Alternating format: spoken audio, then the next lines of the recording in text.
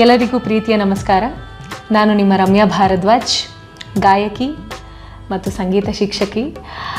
ಈ ದಿನ ಬುಕ್ ಬ್ರಹ್ಮ ಪೇಜ್ನಲ್ಲಿ ನಿಮ್ಮ ಜೊತೆ ನನ್ನ ಲೈಫ್ ಮತ್ತು ಸಂಗೀತದ ಜರ್ನಿಯನ್ನು ಹಂಚ್ಕೊಳ್ಳೋದಕ್ಕೆ ಬರ್ತಾ ಇದ್ದೇನೆ. ನಮಸ್ಕಾರ. ಬುಕ್ ಬ್ರಹ್ಮ ಪ್ರೆಸೆನ್ಸ್ ಗಂಧದ ಬಿಡು ವಿಶೇಷ ಕಾರ್ಯಕ್ರಮಕ್ಕೆ ಪ್ರೀತಿಯ ಸ್ವಾಗತ.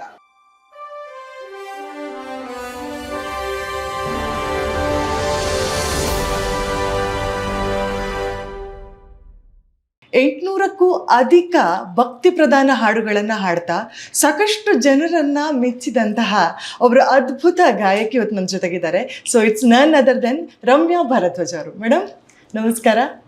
ನಮಸ್ಕಾರ. ಕಾರ್ಯಕ್ರಮಕ್ಕೆ ಪ್ರೀತಿಯ ಸ್ವಾಗತ. Thank you so much. ಹೇಗಿದ್ದೀರಾ ಮ್ಯಾಮ್? ನಾನು ಚೆನ್ನಾಗಿದ್ದೀನಿ, ನೀವು ಹೇಗಿದ್ದೀರಾ? ನಾನು ಸೂಪರ್ ಆಗಿದ್ದೀನಿ. ಸೊ ಒಂದು ಮಾತು ಕೇಳಲೇಬೇಕು, ನೀವು ಜರ್ನಿ ಅಂದರೆ ಕ್ಲಾಸಿಕಲ್ ಮ್ಯೂಸಿಕನ್ನು ನೀವು ಕಲಿತೀರಾ, ಬಟ್ ಭಕ್ತಿ ಪ್ರಧಾನ ಹಾಡುಗಳನ್ನೇ ಜಾಸ್ತಿ ಹಾಡ್ತೀರಾ. ಸೊ ಏನಿದಕ್ಕೆ ರೀಸನ್? ಆಕ್ಚುಲಿ ನಾನು ಬೇಸಿಕಲಿ ಸುಗಮ ಸಂಗೀತ ಗಾಯಕಿ. ಓಕೆ. ಹೆಚ್ಚು ಭಾವಗೀತೆಗಳು, ಜನಪದ ಎಲ್ಲವನ್ನೂ ಹಾಡ್ತಾ ಇದ್ದೆ. ನಾನು ಯಾವಾಗ ಈ MP3 ಅಥವಾ ರೆಕಾರ್ಡಿಂಗ್ CDs ಅಂತ ರೆಕಾರ್ಡಿಂಗಲ್ಲಿ ಶುರು ಮಾಡಿದ್ನೋ ನನ್ನ ಜರ್ನಿನ, ಆಗ ನಾನು ಹಾಡೋಕೆ ಶುರು ಮಾಡಿದ್ದು ಹೆಚ್ಚು ಭಕ್ತಿ ಗೀತೆಗಳನ್ನ. ಆಲ್ಮೋಸ್ಟ್ ನನಗೆ ಬರ್ತಿದ್ದ ಪ್ರಾಜೆಕ್ಟ್ಸ್ ಮೋಸ್ಟ್ಲಿ ಕೋಇನ್ಸಿಡೆನ್ಸ್ ಏನೋ ಬಹುಶಃ. ಆಲ್ಮೋಸ್ಟ್ ಎಲ್ಲಾ ದೇವರುಗಳು, ನಾನು ಎಷ್ಟೋ ದೇವರುಗಳ ಹೆಸರು ಕೇಳೇ ಇರ್ಲಿಲ್ಲ. ಆಯಾ ಗ್ರಾಮದ ದೇವತೆಗಳು ಅಂತ ಒಂದಷ್ಟು ಇರ್ತಾರೆ.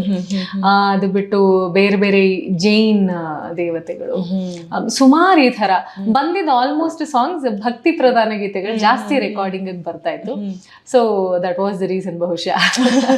ಎಲ್ಲ ದೇವರ ಅನುಗ್ರಹ ಇತ್ತು ಅನ್ಸುತ್ತೆ ಅಲ್ವಾ, ನನ್ನ ಹಾಡುಗಳನ್ನು ಹಾಡಬೇಕು ಅಂತ ಹೇಳ್ಕೊಂಡು. ಖಂಡಿತ. ಸೊ ಈ ಮ್ಯೂಸಿಕ್ ಜರ್ನಿ ಬಗ್ಗೆ ಹೇಳಿ ಮ್ಯಾಮ್. ಯಾಕೆಂತಂದ್ರೆ ಸೊ ಎಲ್ಲೋ ಪ್ರತಿಯೊಬ್ಬನಿಗೂ ಕೂಡ ತಮ್ಮ ನೋವನ್ನಾಗಿರ್ಬೋದು, ನಮ್ಮ ಖುಷಿಯಲ್ಲಾಗಿರ್ಬೋದು, ಜೊತೆಗಿರುವಂಥದ್ದು ಈ ಸಂಗೀತ. ಸೊ ಈ ಸಂಗೀತ ನಿಮ್ಮಲ್ಲಿ ಹುಟ್ಟಿತ್ತು. ಸೊ ಆರಂಭದ ದಿನಗಳಾಗಿರ್ಬೋದು, ನೀವು ಕಲಿಕೆಯ ಹಂತದಲ್ಲಾಗಿರ್ಬೋದು. ಸೊ ಹೇಗಿತ್ತು ಆ ದಿನಗಳು? ಆಕ್ಚುಲಿ ಟು ಬಿ ಫ್ರಾಂಕ್ ಹೇಳಬೇಕು ಅಂತಂದ್ರೆ, ನಾನು ಸಂಗೀತ ಕಲಿಯಕ್ಕೆ ಅಂತ ಶುರು ಮಾಡಿದ್ದು ಅಂದ್ರೆ ನನ್ನಮ್ಮ ನನ್ನನ್ನ ಸಂಗೀತಕ್ಕೆ ಸೇರಿಸಿದ್ದು. She was a singer, professional ಅಲ್ಲ, ಬಟ್ ತುಂಬಾ ಒಳ್ಳೆ ಗಾಯಕಿ. ಅವರಿಗೆ ಬಹಳ ಒಳ್ಳೆ ಟೇಸ್ಟ್ ಇತ್ತು, ಹಾಡೋ ಒಳ್ಳೆ ವಾಯ್ಸ್ ಇತ್ತು. ನಾನು ಹಾಡಬೇಕು ಅನ್ನೋದು ಅವ್ರದ್ದೊಂದು ಇಚ್ಛೆ. ಅವ್ರಿಗೆ ನಾನು ದೊಡ್ಡ ಸಿಂಗರ್ ಆಗ್ಬೇಕು ಆ ಥರ ಎಲ್ಲ ಅಲ್ಲ, ನನ್ನ ಮಗಳು ಸಂಗೀತ ಕಲಿಬೇಕು ಅನ್ನೋದೊಂದು ಆಸೆ. ನನ್ನನ್ನು ಫಸ್ಟ್ ಅವರು ಕ್ಲಾಸಿಗೆ ಸೇರಿಸಿದ್ದು ನಾನು UKG ನಲ್ಲಿದ್ದಾಗ. ನಾನು ಕ್ಲಾಸಿಗೆ ಹೋಗ್ತಾ ಇದ್ದಿದ್ದು, ಕ್ಲಾಸ್ ಆದ್ಮೇಲೆ ಐಸ್ ಕ್ರೀಮ್ ಕೊಡಿಸ್ತಾರೆ ನಮ್ಮಮ್ಮ. ಅವಾಗ್ಲೇ ಲಂಚ ತಗೊಂಡ್ರಿ? ಆಕ್ಚುಲಿ ಕೊಡಿಸ್ತಾರೆ ಕ್ಲಾಸ್ ಆದ್ಮೇಲೆ, ಅದೊಂದಕ್ಕೋಸ್ಕರ ಹೋಗೋಣ ಅಂತ. ಅವಾಗೆಲ್ಲ ಚಿಕ್ಕ ವಯಸ್ಸಲ್ಲ, ಗೊತ್ತಾಗ್ತಿರ್ಲಿಲ್ಲ. ಆಗ ಕುಮುದ ಅಂತ ನನ್ನ ಗುರುಗಳು, ಅವರು ಕರ್ನಾಟಕ ಕ್ಲಾಸಿಕಲ್ ಮ್ಯೂಸಿಕ್ ಹೇಳ್ಕೊಡ್ತಾ ಇದ್ರು.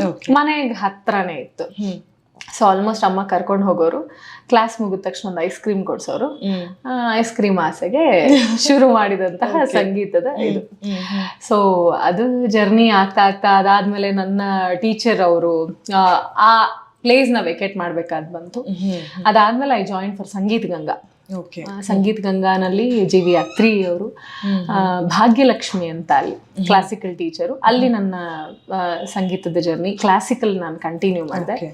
Such a wonderful teacher. ನಾನು ಲೈಫಲ್ಲಿ ಅಂತ ಟೀಚರ್ನ ನೋಡಲಿಲ್ಲ. ತೊಡೆ ಮೇಲೆ ಕೂರಿಸ್ಕೊಂಡು ಹೇಳ್ಕೊಡೋರು.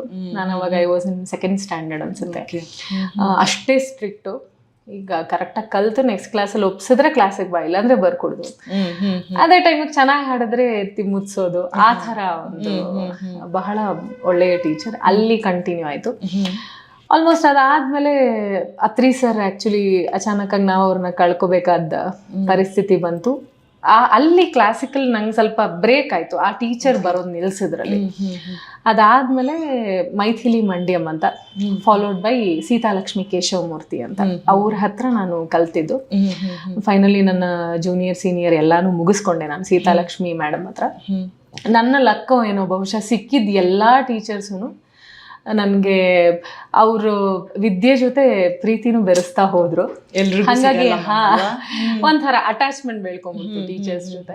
ಸೊ ನಿಮಗೆ ಆಸಕ್ತಿ ಯಾವಾಗ ಸ್ಟಾರ್ಟ್ ಆಯ್ತು? ಯಾಕಂತಂದ್ರೆ ಆರಂಭದಲ್ಲಿ ಈಗ ನೀವು ಹೇಳಿದ್ರಿ, ಸೊ ಅಮ್ಮನ ಐಸ್ ಕ್ರೀಮ್ ಆಸೆಗೆ, ಅಮ್ಮ ಕೊಡುವಂತ ಐಸ್ ಕ್ರೀಮ್ ಆಸೆಗೆ ಸಂಗೀತ ಕಲಿಯಕ್ಕೆ ಹೋಗ್ತಾ ಇದ್ರಿ ಅಂತ. ಸೊ ಹೋಗ್ತಾ ಹೋಗ್ತಾ ತುಂಬಾ ಹತ್ರ ಆಗುತ್ತಾ ಹೋಗುತ್ತೆ ಒಂದು ಕಲೆ. ಎಲ್ಲರ ಕೈ ಹಿಡಿಯಲ್ಲ. ಒಂದು ಹಂತದಲ್ಲಿ ಮನೆಯವರ ಖುಷಿಯಿಂದ ಮುಂದೆ ಹೋಗ್ತಾ ಇರ್ತವೆ. ಸಡನ್ ಆಗಿ ಎಲ್ಲೋ ನಂಗೂ ಕಲಿಬೇಕು ಸಂಗೀತ, ಇಲ್ಲ ಇದು ನನ್ನಲ್ಲಿ ಏನೋ ಉಸಿರಿದೆ ಇದರದ್ದು. ಸೊ ಆ ಅನಿಸಿದಂಥ ಘಟನೆ, ಆ ಒಂದು ಸನ್ನಿವೇಶ ಯಾವಾಗಾದ್ರೂ ಇದೆಯಾ? ಆಕ್ಚುಲಿ ನನಗೆ ಇದರ ಪ್ಯಾರಲಲ್ ಆಗಿ ಫಸ್ಟ್ ಏನಂತಂದ್ರೆ, ನಮ್ಮ ಮನೆ ಹೊಸಕೆರೆ ಹಳ್ಳಿನಲ್ಲಿ ಇದ್ದಿದ್ದು. ನನ್ನ ಮನೆ ನೆಕ್ಸ್ಟ್ ರೋಡ್ ನಲ್ಲೇ ನನ್ನ ಲಕ್ಕು HS ವೆಂಕಟೇಶ್ ಮೂರ್ತಿ ಅವರ ಮನೆ ಇತ್ತು, ಕವಿಗಳ ಮನೆ. ಅವ್ರು ನಂಗೆ ತುಂಬಾ ಚಿಕ್ಕ ವಯಸ್ಸಿಂದ ನಾನು ಹಾಡ್ಬೇಕಾರೆಲ್ಲ ನೋಡೋರು, ಅವರು ಹೋಗೋ ವೇದಿಕೆಗಳಿಗೆ ನನ್ನನ್ನ ಕರ್ಕೊಂಡು ಹೋಗೋರು. ನೀನ್ ಹಾಡು, ಪರವಾಗಿಲ್ಲ, ನಿಂಗೇನ್ ಬರುತ್ತೋ ಹಾಡು ಅಂತ. ನನಗದು ಒಂಥರ ಫಸ್ಟ್ ಲೆವೆಲ್ ಆಫ್ ಎನ್ಕರೇಜ್ಮೆಂಟ್. ಅವ್ರು ಮಕ್ಳನ್ನ ನೋಡ್ಕೊಂಡಂಗೆ ನೋಡ್ಕೊಳ್ಳೋರು. ಸೊ ಅಲ್ಲಿ ಹೋದಾಗ ಅವ್ರ ಮನೆಯಲ್ಲಿ ಪ್ರತಿ ಸಲ ಮನೆ ಅಂಗಳದಲ್ಲಿ ಅಂತ ಕಾರ್ಯಕ್ರಮಗಳು ನಡೆಯೋದು. ಅಲ್ಲಿ ದೊಡ್ಡ ದೊಡ್ಡ ಗಾಯಕರು ಬರೋರು, ಅಶ್ವಥ್ ಸರ್ ಇಂದ ಹಿಡಿದು ಉಪಾಸನಾ ಮೋಹನ್ ಸರ್ ಆಗ್ಲಿ, ಅಥವಾ ನರಹರಿ ದೀಕ್ಷಿತ್ ಸರ್ ಆಗ್ಲಿ, ಸುರೇಖಾ ಮೇಡಮ್ ಆಗ್ಲಿ, ಜಯಶ್ರೀ ಅರವಿಂದ್ ಅವ್ರು, ಎಂತೆಂತ ದೊಡ್ಡ ಕಲಾವಿದರನ್ನೆಲ್ಲ ನಾನು ಅವ್ರ ಮನೆಯಲ್ಲೇ ನೋಡಿದ್ದೆ. MD ಪಲ್ಲವಿ ಅವರು ಎಲ್ಲ. ಪ್ರತಿ ಸಲ ಅವ್ರು ಹಾಡ್ತಿರ್ಬೇಕಾದ್ರೆ ನಾನೊಂದು ಹಾಡು ಅವ್ರ ಜೊತೆ. ನನಗೆ ಆಸ್ಥಾನ ಗಾಯಕಿ ಅಂತ ಹೆಸರಿಟ್ಬಿಟ್ಟಿದ್ರು HSV ಸರ್. ಸೊ ಪ್ರತಿ ಸಲ ಅವ್ರುಗಳು ಹಾಡ್ಬೇಕಾದ್ರೆ, ಆ ಸಿಂಗರ್ಸ್ ಎಲ್ಲ ಹಾಡಬೇಕಾದ್ರೆ ಆ ಸೀರಿಯಸ್ನೆಸ್ಸು, ಆ ಎಮೋಷನ್ಸು, ಅದೇನೋ ನನಗೆ ಗೊತ್ತಿಲ್ಲದೆ ನನಗೆ ಫೀಲ್ ಆಗಕ್ಕೆ ಶುರು ಆಯ್ತದು. ಆಮೇಲೆ ಅದನ್ನ ರೆಪ್ಲಿಕೇಟ್ ಮಾಡಕ್ ನಾನ್ ಶುರು ಮಾಡಿದಾಗ ನನಗೆ ಏನೋ ಒಂದು ಖುಷಿ. ಅವಾಗ I was in second PUC, almost first year BCom ಆ ಥರ ಓದ್ತಾ ಇದ್ದೆ. ಹಾಡಿದಾಗ ಆ ಖುಷಿ ಸಿಗೋದು, ಆಮೇಲೆ ಅದನ್ನ ಪ್ರೆಸೆಂಟ್ ಮಾಡಿದಾಗ ಬೇರೆ ಕಲಾವಿದರುಗಳು ಎನ್ಕರೇಜ್ ಮಾಡೋದು. ಯಾರ್ಯಾರು ಬರ್ತಿದ್ರು ಅವರೆಲ್ಲ ಚೆನ್ನಾಗಿದೆ ವಾಯ್ಸು, ಮುಂದುವರ್ಸಮ್ಮ, ಚೆನ್ನಾಗಿ ಹಾಡು ಅಂತೆಲ್ಲ ಎನ್ಕರೇಜ್ಮೆಂಟ್ ಸಿಗ್ತಿದ್ದು ನನಗೊಂಥರ, ಇಲ್ಲ ನನಗೆ ಸಂಗೀತ ನನಗೆ ಬಹುಶಃ ನನಗೆ ಒಲಿಯುತ್ತೇನೋ, ನಾನು ಕಲ್ತ್ಕೊಂಡ್ರೆ ಅನ್ನೋದು ನನಗೆ ಒಂದ್ ಸ್ವಲ್ಪ ಮನದಟ್ಟಾಯ್ತು. ಇಲ್ಲ, ನಾನು ಏನಾದ್ರು ಮಾಡಿದ್ರೆ ಇದರಲ್ಲೇ ಮಾಡಬೇಕು ಅಂತ. ಸೊ ಅಲ್ಲಿಂದ ಶುರುವಾಗಿದ್ದ ಆ ಸೀರಿಯಸ್ನೆಸ್ ಏನೋ ತುಂಬಾ ಎಮೋಷನಲಿ ಹತ್ರ ಆಗಕ್ಕೆ ಶುರುವಾಯ್ತು. ಇದು ಬಿಟ್ಟೆ ಇರಕ್ಕಾಗಲ್ವೇನೋ ಅನ್ನೋ ತರ ಎಲ್ಲ ಅನ್ಸಿ, ಆವಾಗಿಂದ ಸೀರಿಯಸ್ ಆಗಿ ನಾನು ಪ್ರೊಫೆಷನಲಿ ಹಾಡಕ್ ಶುರು ಮಾಡಿದೆ. ಕಾರ್ಯಕ್ರಮಗಳು, CDs ನಲ್ಲಿ, ಆಮೇಲೆ ಹೆಚ್ಚು ಈ ಕಾರ್ಪೊರೇಟ್ ಶೋಸ್ ನಲ್ಲಿ ಆ ತರ ಎಲ್ಲ ಶುರು ಮಾಡ್ಕೊಂಡು. ಅವಕಾಶಗಳು ಹೇಗೆ ಬರ್ತಾ ಹೋಯ್ತು? ಮೊದಲು ಕೊಟ್ಟಂತ ನೀವು ಕಾರ್ಯಕ್ರಮ ಆಗಿರ್ಬೋದು, ಯಾಕೆಂತಂದ್ರೆ ತೆರ್ಕೊಳ್ತಾ ಹೋಗುವಂಥದ್ದು ಕೂಡ ಕಲಾವಿದರಿಗೆ ತುಂಬಾ ಇಂಪಾರ್ಟೆಂಟ್ ಆಗುತ್ತೆ. ಅದು ರೆಕಗ್ನೈಸೇಷನ್ಗೂ ಅಲ್ಲದೆ, ಸೊ ನಮ್ಮ ಕಾನ್ಫಿಡೆನ್ಸ್ ಲೆವೆಲ್ ಅನ್ನು ಇನ್ಕ್ರೀಸ್ ಮಾಡ್ಲಿಕ್ಕೆ ಆಗಿರ್ಬೋದು, ನಮ್ಮ ಕಲೆಯ ಒಂದು ಅಸ್ತಿತ್ವವನ್ನ ಪರಿಚಯಿಸ್ಲಿಕ್ಕೆ ಆಗಿರ್ಬೋದು, ತುಂಬಾ ಇಂಪಾರ್ಟೆಂಟ್ ಆಗುತ್ತೆ. ಸೊ ಆ ಆರಂಭ ದಿನಗಳಲ್ಲಿ ನಿಮ್ಗೆ ಬಂದಂತ ಆಫರ್ಸ್ಗಳಾಗಿರ್ಬೋದು, ಅಥವಾ ಫಸ್ಟ್ ನೀವು ತಗೊಂಡಂತ ಸಂಭಾವನೆ, ಸೊ ಇದೆಲ್ಲ ನೆನಪಿದೆಯಾ? ಆಕ್ಚುಲಿ ತುಂಬಾ ನೆನಪಿದೆ ನನಗೆ. ಮೊದಲನೇದಾಗಿ ವೇದಿಕೆ ಕೊಟ್ಟಿದ್ದು HSV ಅಂಕಲ್, ಅದು ನಾನು ಮರೆಯೋಕೆ ಸಾಧ್ಯ ಇಲ್ಲ. ಅದಾದ್ಮೇಲೆ ನನ್ನ ಗುರುಗಳು ನರಹರಿ ದೀಕ್ಷಿತ್ ಅವರು, ಸುಗಮ ಸಂಗೀತ ಗುರುಗಳು. ಅವರು ಒಂದೂವರೆ ವರ್ಷ ಅವರ ಕ್ಲಾಸ್ ನಲ್ಲಿ ನಾನು ಕಂಟಿನ್ಯೂ ಮಾಡಿದ್ಮೇಲೆ ಅವ್ರು ಹೋಗೋ ವೇದಿಕೆಗಳಿಗೆಲ್ಲ ನನ್ನ ಕರ್ಕೊಂಡು ಹೋಗೋರು. ಹಾಡು ನೀನು ಎಂತ ಹಾಡು ಅಂತೆಲ್ಲ ಹೇಳಿ ತುಂಬಾ ಧೈರ್ಯ ತುಂಬೋರು. ಅಲ್ಲಿಂದ ಈಚೆಗೆ ಅಲ್ಲಿ ಬರ್ತಿದ್ದ ಆರ್ಟಿಸ್ಟ್ ಕೀಬೋರ್ಡ್ ಶ್ರೀಯುತ ನವನೀತ್ ಅಂತ, such a wonderful player, keyboard player ಅವರು. ಆಮೇಲೆ ಶ್ರೀನಿವಾಸ್ ಕಾಕಂಡಿಕಿ ಅಂತ ತಬ್ಲಿಸ್ಟು. ಅವರೆಲ್ಲ ನನ್ನ ಕಾರ್ಯಕ್ರಮಕ್ಕೆ ಶುರು ಮಾಡಿದ್ರು ಕರೆಯೋದಕ್ಕೆ ಅಂತ, ಬನ್ನಿ ಬೇರೆ ಕಡೆನೂ ಹಾಡಿ ಅಂತ. ಫಸ್ಟ್ ಐ ರಿಮೆಂಬರ್ ನನಗೆ ಸಿಕ್ಕ ಸಂಭಾವನೆ 200 ರೂಪಾಯಿ. ತುಂಬಾ ಖುಷಿ ಆಗ್ಬಿಟ್ಟಿದ್ದೆ ನಾನು. 200 ರೂಪೀಸ್, ಅಯ್ಯೋ ಫಸ್ಟ್ ಟೈಮ್ ಸಿಕ್ಕಿದ್ದು ಅಂತ. ಅದನ್ನೆಲ್ಲ ಹೋಗ್ಬಿಟ್ಟು ದೇವ್ರ ಮುಂದೆ ಎಲ್ಲ ಇಟ್ಬಿಟ್ಟು ಫಸ್ಟ್ ಸಂಪಾದನೆ ಅಂತೆಲ್ಲ, ಅದ್ರಲ್ಲಿ ಹೋಗಿ ನಾನು ಅಮ್ಮ ಒಂದ್ ಸೆಟ್ ಬಳೆ ಎಲ್ಲ ತಗೊಂಡಿದ್ವಿ. ನೆಕ್ಸ್ಟ್ ಹಾಡಿಗೆ ಫುಲ್ ಪ್ರಿಪರೇಷನ್. ಆಕ್ಚುಲಿ ಆ ತರ ಎಲ್ಲ ಇದೇನೋ ಮಾಡ್ಕೊಂಡು, ಅದಾದ್ಮೇಲೆ ಇವನ್ ಇನ್ಫ್ಯಾಕ್ಟ್ ಅದ್ರ ಜೊತೆಗೆ ನನ್ನ ರೆಕಾರ್ಡಿಂಗು ಶುರುವಾಗಿದ್ದು. ಅವಾಗ ಏನಾಯ್ತು ಅಂದ್ರೆ, ಕಸ್ತೂರಿ ಚಾನಲ್ ನಲ್ಲಿ ಕನ್ನಡವೇ ಸತ್ಯ ಕನ್ನಡವೇ ನಿತ್ಯ ಅಂತ ಒಂದು ರಿಯಾಲಿಟಿ ಶೋ ಬರ್ತಾ ಇತ್ತು. ಸೊ ಅಲ್ಲಿ I was a part of that show. ನಾನು ಐ ವೆಂಟ್ ಟಿಲ್ ಸೆಮಿಫೈನಲ್ಸ್ ತನಕ ಹೋಗಿದ್ದೆ. ಅಲ್ಲಿ ಸ್ವಲ್ಪ ಒಂಚೂರು ಪಾಪ್ಯುಲಾರಿಟಿ ಬಂದಿತ್ತು. ಅಲ್ಲಿಂದ ನನ್ನ ರೆಕಾರ್ಡಿಂಗ್ ಜರ್ನಿ ಶುರುವಾಯಿತು. ನನ್ನ ಒನ್ ಆಫ್ ದ ಫ್ರೆಂಡ್ ಸ್ನೇಹ ಅಂತ, she was also a participant in that. She referred me for the recordings. ಅಲ್ಲಿಂದ ಹಾಡಕ್ಕೆ ಅಂತ ಶುರು ಮಾಡಿದ್ಮೇಲೆ ಅಲ್ಲಿ ಫಸ್ಟ್ CD-ಗೆ ಆಲ್ಮೋಸ್ಟ್ ಒಂದು MP3-ಗೆ 57 ಸಾಂಗಿನ MP3 ಅದು. ಅದರಲ್ಲಿ 13 ಸಾಂಗ್ ನಾನು ಹಾಡಿದ್ದೆ. ಬ್ಯಾಕ್ ಟು ಬ್ಯಾಕ್ ರೆಕಾರ್ಡಿಂಗ್ಸ್ ನಡೀತಿತ್ತು. ಅವತ್ತು end of the day recording ಮುಗಿದ್ಮೇಲೆ ನನ್ನ ಕೈಲಿ 2,500 ಸಿಕ್ತು. ನಾನು ಐ ವಾಸ್ ಲೈಕ್, 200 ತನಕ ಅಂತ. ಅದನ್ನ ನೋಡಿ ಐ ಕಾಲ್ಡ್ ಫಸ್ಟ್ ಅಮ್ಮಂಗೆ ಫೋನ್ ಮಾಡ್ಬಿಟ್ಟು, ನಮ್ದೊಂಥರ ಜಾಯಿಂಟ್ ಫ್ಯಾಮಿಲಿ, ನಾನು ಅಮ್ಮ, ನಮ್ಮ ಚಿಕ್ಕಪ್ಪ ಚಿಕ್ಕಮ್ಮ, ನಮ್ಮ ತಂದೆ ಹಿ ಆಕ್ಚುಲಿ ನಾನ್ 7th ಸ್ಟ್ಯಾಂಡರ್ಡ್ ಅಲ್ಲಿ ಇದ್ದಾಗಲೇ ಹಿ ಪಾಸ್ಟ್ ಅವೇ. ಸೊ ಹಾಗಾಗಿ ನಾನು ಅಮ್ಮ, ನಮ್ಮ ಚಿಕ್ಕಪ್ಪ ಚಿಕ್ಕಮ್ಮ, ನನ್ನ ತಮ್ಮಂದ್ರು, ನಮ್ದೊಂದು ದೊಡ್ಡ ಫ್ಯಾಮಿಲಿ. ಸೊ ಎಲ್ರಿಗೂ ಫೋನ್ ಮಾಡ್ಬಿಟ್ಟು, ಬನ್ನಿ ಫಸ್ಟ್ ಎಲ್ಲಾದ್ರೂ ಹೊರಗಡೆ ಒಂದು ಒಳ್ಳೆ ಡಿನ್ನರ್ ಮಾಡೋಣ ಅಂತ ಹೇಳಿ ಊಟ ಎಲ್ಲ ಮಾಡಿ ಅದೊಂದು ನೆನಪು. ಆಗಿನ ಒಂದು ಫಸ್ಟ್ ಸಂಭಾವನೆ ಅಂತ ಬಂದಿದ್ ನೋಟನ್ನ ಈಗ್ಲೂ ಎತ್ತಿಟ್ಕೊಂಡಿದ್ದೀನಿ. Super memory ma'am. ಸೊ ಇನ್ನು ತುಂಬಾ ಇಂಪಾರ್ಟೆಂಟ್ ಆಗತ್ತೆ ಈಗ ಸಂಗೀತದ ಜರ್ನಿ ಜೊತೆಗೆ ಅದ್ರ ಜೊತೆಗೆ ನೀವು ಎಜುಕೇಶನ್ ಕೂಡ ಮಾಡ್ತಾ ಇದ್ದಂತ ಟೈಮ್. ಸೊ ಏನಾಗುತ್ತೆ ಅಂತ ಹೇಳಿದ್ರೆ ಶಿಕ್ಷಕರ ಸಪೋರ್ಟ್ ತುಂಬಾ ಇಂಪಾರ್ಟೆಂಟ್ ಆಗುತ್ತೆ ಒಬ್ಬ ಕಲಾವಿದನಿಗೆ. ಯಾಕೆ ಇದನ್ನು ಸ್ಪೆಸಿಫೈ ಮಾಡ್ತಿದ್ದೇನೆ ಅಂತ ಹೇಳಿದ್ರೆ ಎಷ್ಟೋ ಸಲ ಹೊರಗಡೆ ಕಾರ್ಯಕ್ರಮಕ್ಕೆ ಹೋಗ್ಬೇಕಾಗಿರುತ್ತೆ. ಸೊ ಸ್ಕೂಲ್ ಮಿಸ್ ಮಾಡ್ಕೊಳ್ಳೋದಾಗಿರ್ಬೋದು, ಎಕ್ಸಾಮ್ಸ್ ಮಿಸ್ ಮಾಡ್ಕೊಳ್ಳೋದಾಗಿರ್ಬೋದು. ಸೊ ಈ ಥರದ್ದೆಲ್ಲ ಜಾಸ್ತಿ ಆಗುತ್ತೆ. ಸೊ ಆ ಟೈಮಲ್ಲಿ ಟೀಚರ್ಸ್ ಆದವ್ರು ಏನು ಮಾಡ್ತಾರೆ ಅಂತ ಹೇಳಿದ್ರೆ ಕಲೆಗೂ ಇಂಪಾರ್ಟೆನ್ಸ್ ಕೊಡಬೇಕಾಗುತ್ತೆ, ಅದ್ರ ಜೊತೆಗೆ ಎಜುಕೇಷನ್ಗೂ ಇಂಪಾರ್ಟೆಂಟ್ ಕೊಡಬೇಕಾಗುತ್ತೆ. ಸೊ ಆ ಸ್ಕೂಲ್ ಡೇಸ್, ನಿಮ್ಮ ಕಾಲೇಜ್ ಆಗಿರ್ಬೋದು, ಸ್ಕೂಲ್ ಡೇಸ್ ಆಗಿರ್ಬೋದು, ಆ ಟೀಚರ್ಸ್ ರಿಯಾಕ್ಷನ್ ಆಗಿರ್ಬೋದು, ನಿಮ್ಮ ಪಾಪ್ಯುಲಾರಿಟಿ ಸಿಕ್ಕಿದ ನಂತರ ಕಸ್ತೂರಿಯಲ್ಲಿ ಬಂದಂಥ ಟೈಮಲ್ಲಿ ಸೊ ನಿಮ್ಮ ಸಹಪಾಠಿಗಳೊಟ್ಟಿಗೆ ನಿಮ್ಮ ಒಡನಾಟ ಆಗಿರ್ಬೋದು, ಸೊ ಯಾವ ಥರ ಇತ್ತು ಮ್ಯಾಮ್? ಅದು ಒಂಥರ ಒಳ್ಳೆ ಸ್ಟೋರಿ ನಿಜವಾಗಿ. ನನಗೆ ಹೆಚ್ಚು ಒಳ್ಳೆ ಮೆಮೊರೀಸ್ ಜಾಸ್ತಿ. ಅದು ಬಹುಶಃ ದೇವ್ರ ಬ್ಲೆಸ್ಸಿಂಗು ಏನೋ. ಸ್ಕೂಲ್ ನಲ್ಲಿ ಇರ್ಬೇಕಾದ್ರೆ ನನ್ನ ಟೀಚರ್ ಶಾರದಾ ಮಣಿ ಅಂತ, ಅವರು ಶಿ ವಾಸ್ ಅ ಸಿಂಗರ್, ಅಂದ್ರೆ ನಾನ್ ಪ್ರೊಫೆಷನಲ್ ಬಟ್ ಒಳ್ಳೆ ಹಾಡುಗಾರ್ತಿ ಅವರು.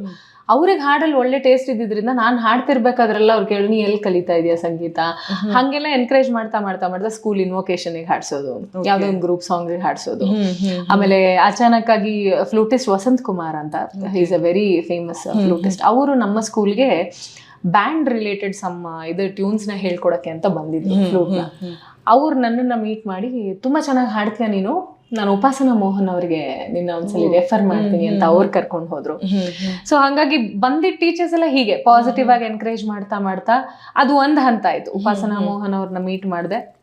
ಅವರು ಬಹಳ ಚೆನ್ನಾಗಿ ಹಾಡ್ತೀಯಮ್ಮ, ನೀನು ಕಾರ್ಯಕ್ರಮಗಳಲ್ಲಿ ಹಾಡುವಂತೆ ಅಂತ ಎನ್ಕರೇಜ್ ಮಾಡಿದ್ರು. ಅದಾಗ್ತಿದ್ದಂಗೆ ನಮ್ಮ ಕಾಲೇಜ್ನಲ್ಲಿ, ನಾನು ಓದಿದ್ದು ವಾಸವಿ ವಿದ್ಯಾನಿಕೇತನ್ ಕಾಲೇಜ್, ಲಕಿಲಿ ಎಂಥ ಒಳ್ಳೆ ಲೆಕ್ಚರರ್ಸು, ಪ್ರಾರ್ಥನಾ ಕುಮಾರಿ ಅಂತ ನಮ್ಮ ಪ್ರಿನ್ಸಿಪಲ್ಲು, ಅಂಡ್ ಎಲ್ಲರೂ ಅಲ್ಲಿ. ನನಗೆ finally I got Nightingale of the college ಅಂತ ಅವಾರ್ಡ್ ಕೂಡ ಸಿಕ್ತು ಕಾಲೇಜ್ನಲ್ಲಿ. ಬಂದಿದ್ದು ಕಾಂಪಿಟೇಷನ್ ಎಲ್ಲ ಹೋಗೋದು ಎಲ್ಲ. ನಾನು ಓದಿದ್ದು BCom. ಸೊ ನನ್ನ ಅಕೌಂಟೆನ್ಸಿ ಕ್ಲಾಸಸ್ ಎಲ್ಲ 72 ಮಿನಿಮಮ್ ಇರಬೇಕು. ನಾನು ಅಟೆಂಡ್ ಮಾಡ್ತಿದ್ದು 18 ಕ್ಲಾಸು. ಎಲ್ಲ ಇಂಟರ್ ಕಾಲೇಜ್ ಕಾಂಪಿಟೇಷನ್ಸ್, ಆ ಕಾಂಪಿಟೇಷನ್ ಈ ಕಾಂಪಿಟೇಷನ್ ಪ್ರೋಗ್ರಾಮ್ ಅಂತ. ಆಮೇಲೆ ಒಂದ್ಸಲಿ ನಮ್ಮ HOD ಹೇಳಿದ್ರು, ನೀನ್ ಹೆಂಗ್ ಎಕ್ಸಾಮ್ ಕೂತ್ಕೋತೀಯ ನಾನು ನೋಡ್ತೀನಿ ಅಂತ. ಆಮೇಲೆ ನನ್ನ ಪೇರೆಂಟ್ ಎಲ್ಲ ಬಂದು ಮಾತಾಡಿ ನಮ್ಮಮ್ಮ ಎಲ್ಲ ಹೇಳಿದ್ರು, ಹೆಂಗೆ ಸರ್ ಕಾಂಪಿಟೇಷನ್ ಕಾಲೇಜಿಂದಾನೇ ಕಳ್ಸಿರೋದು ಅವಳನ್ನ, ಈಗ ಕೊಡಲ್ಲ ಅಂದ್ರೆ ಹೆಂಗೆ ಅಂತ. ಆಮೇಲೆ ಅವ್ರು ಇಲ್ಲಮ್ಮ ತಮಾಷೆಗಳು, ಸೀರಿಯಸ್ ಆಗಿ ಓದ್ಲಿ ಅಂತ ಹೇಳಿದೆ ಅಷ್ಟೇ, ಅವಳನ್ನ ಎಕ್ಸಾಮ್ಗೆ ಕೂರಿಸ್ದೆ ಇರೋದಕ್ಕಾಗೋದಿಲ್ಲ ಅಂತ. ಎಕ್ಸಾಮ್ ಸುಮಾರು ಶೀಲ್ಡ್ಗಳು, ರೋಲಿಂಗ್ ಶೀಲ್ಡ್ ಎಲ್ಲ ತಂದಿದ್ವಿ, ನಮ್ಮ ಇಡೀ ಟೀಮೇ ಇತ್ತು ಸೃಷ್ಟಿ ಅಂತ. ಸೊ ಅದೆಲ್ಲ ತಂದ ಕಾಲೇಜ್ಗೂ ಒಂದು ಹೆಮ್ಮೆ. ಅಂಡ್ ಬರ್ತಿದ್ದ ಲೆಕ್ಚರರ್ಸ್ ಎಲ್ಲ ಇನ್ಫ್ಯಾಕ್ಟ್ ತುಂಬಾ ಚೆನ್ನಾಗಿ ಹಾಡ್ತೀಯ ಅಂತ ಬೇರೆ ಕಡೆ ರೆಫರ್ ಮಾಡೋದಾಗ್ಲಿ, ಬೇರೆ ಅವ್ರಿಗೆ ಗೊತ್ತಿರೋ ಸಾಂಗ್ಸ್ ಗಳನ್ನ ನಮಗೆ ಸಜೆಸ್ಟ್ ಮಾಡೋದು, ಹೇಳ್ಕೊಡೋದಾಗ್ಲಿ, ಅದೆಲ್ಲ ತುಂಬಾ ಚೆನ್ನಾಗಿ ಮಾಡಿದ್ರು. ಬಹುಶಃ ಹಾಗಾಗಿ ಅನ್ಸುತ್ತೆ ಆ ಜರ್ನಿ ಹಂಗೆ ಕಂಟಿನ್ಯೂ ಆಯ್ತು. ಹೇಗಿತ್ತು ಮ್ಯಾಮ್ ಹಾಗಾದ್ರೆ ಕಾಲೇಜಲ್ಲಿ? ಅಂದ್ರೆ ಸಹಪಾಠಿಗಳು, ನಿಮ್ ಜೊತೆ ಓದಿದಂತ ಫ್ರೆಂಡ್ಸ್ಗಳು ತುಂಬಾ ಸೆಲೆಬ್ರಿಟಿ ಫೀಲ್ ಇತ್ತ ನಿಮಗೆ ಅವಾಗ? ಸೊ ಎಲ್ಲಾ ಹುಡುಗರು ನೋಡೋದು, ಓ ಬಂದ್ರು ರಮ್ಮಿ ಅವ್ರು ಬಂದ್ರು ಅಂತ ಹೇಳ್ಕೊಂಡು. ನಾನು ಓದಿದ್ ಗರ್ಲ್ಸ್ ಕಾಲೇಜು. ಸೊ ಫ್ರೆಂಡ್ಸ್ ಎಲ್ಲ ತುಂಬಾ ಖುಷಿ ಪಡೋರು. ಅವಾಗ ಕನ್ನಡವೇ ಸತ್ಯ ಕನ್ನಡವೇ ನಿತ್ಯ ನಡೀತಾ ಇತ್ತು, ಟಿವಿನಲ್ಲೆಲ್ಲ ಬರ್ತಾ ಇದ್ದೆ. ಎಲ್ರು ಒಂಥರ ಟಿವಿಲ್ ಬಂದಿದ್ಲು, ಇಲ್ಲಿ ಎದುರುಗಡೆ ಬಂದಿದ್ದಾಳೆ ಅಂತ. ಆಮೇಲೆ ಆ ಸೃಷ್ಟಿ ಅಂತ ನಮ್ದು ಏನಂದ್ರೆ ಒಂದು ಸೀನಿಯರ್ ಟೀಮ್ ಅದು.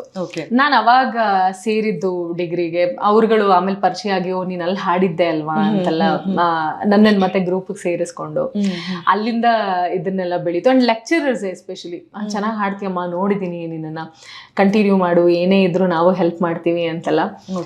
ಸೊ ಆ ಥರ ಒಂದು ತುಂಬಾ ಒಳ್ಳೆ ಎನ್ವೈರನ್ಮೆಂಟ್. ಸ್ಪೆಷಲಿ ನಮ್ಮ ಕಾಲೇಜೇ ಕಲ್ಚರಲಿ ಅವ್ರು ತುಂಬಾ ಎನ್ಕರೇಜ್ ಮಾಡೋರು. ಸೊ ಎಲ್ಲೂ ಅನಿಸ್ಲಿಲ್ವಾ ಅಂದ್ರೆ ಸಂಗೀತವನ್ನೇ ಪ್ರೊಫೆಷನ್ ಆಗಿ ತಗೋಬೇಕು ಅಂತ ಆದಾಗ, ಸೊ ಬೇಡ ಇದು ಸ್ವಲ್ಪ ಕಷ್ಟ, ಸೊ ಇದ್ರಲ್ಲೇ ಮುಂದುವರಿಯೋದ್ರೆ ಅಂದ್ರೆ ಯಾಕೆ ಈ ಮಾತು ಹೇಳಿದೆ ಅಂದ್ರೆ ತುಂಬಾ ಜನರಿಗೆ ಆ ಸಮಸ್ಯೆ ಇದೆ. ಪ್ರೊಫೆಷನ್ ಆಗಿ ತಗೊಂಡ್ರೆ ಜನ ಏನ್ ಅನ್ಕೋತಾರೋ, ಏನ್ ದುಡಿತಿಲ್ಲ ಅಂತ ಅನ್ಕೋತಾರೋ.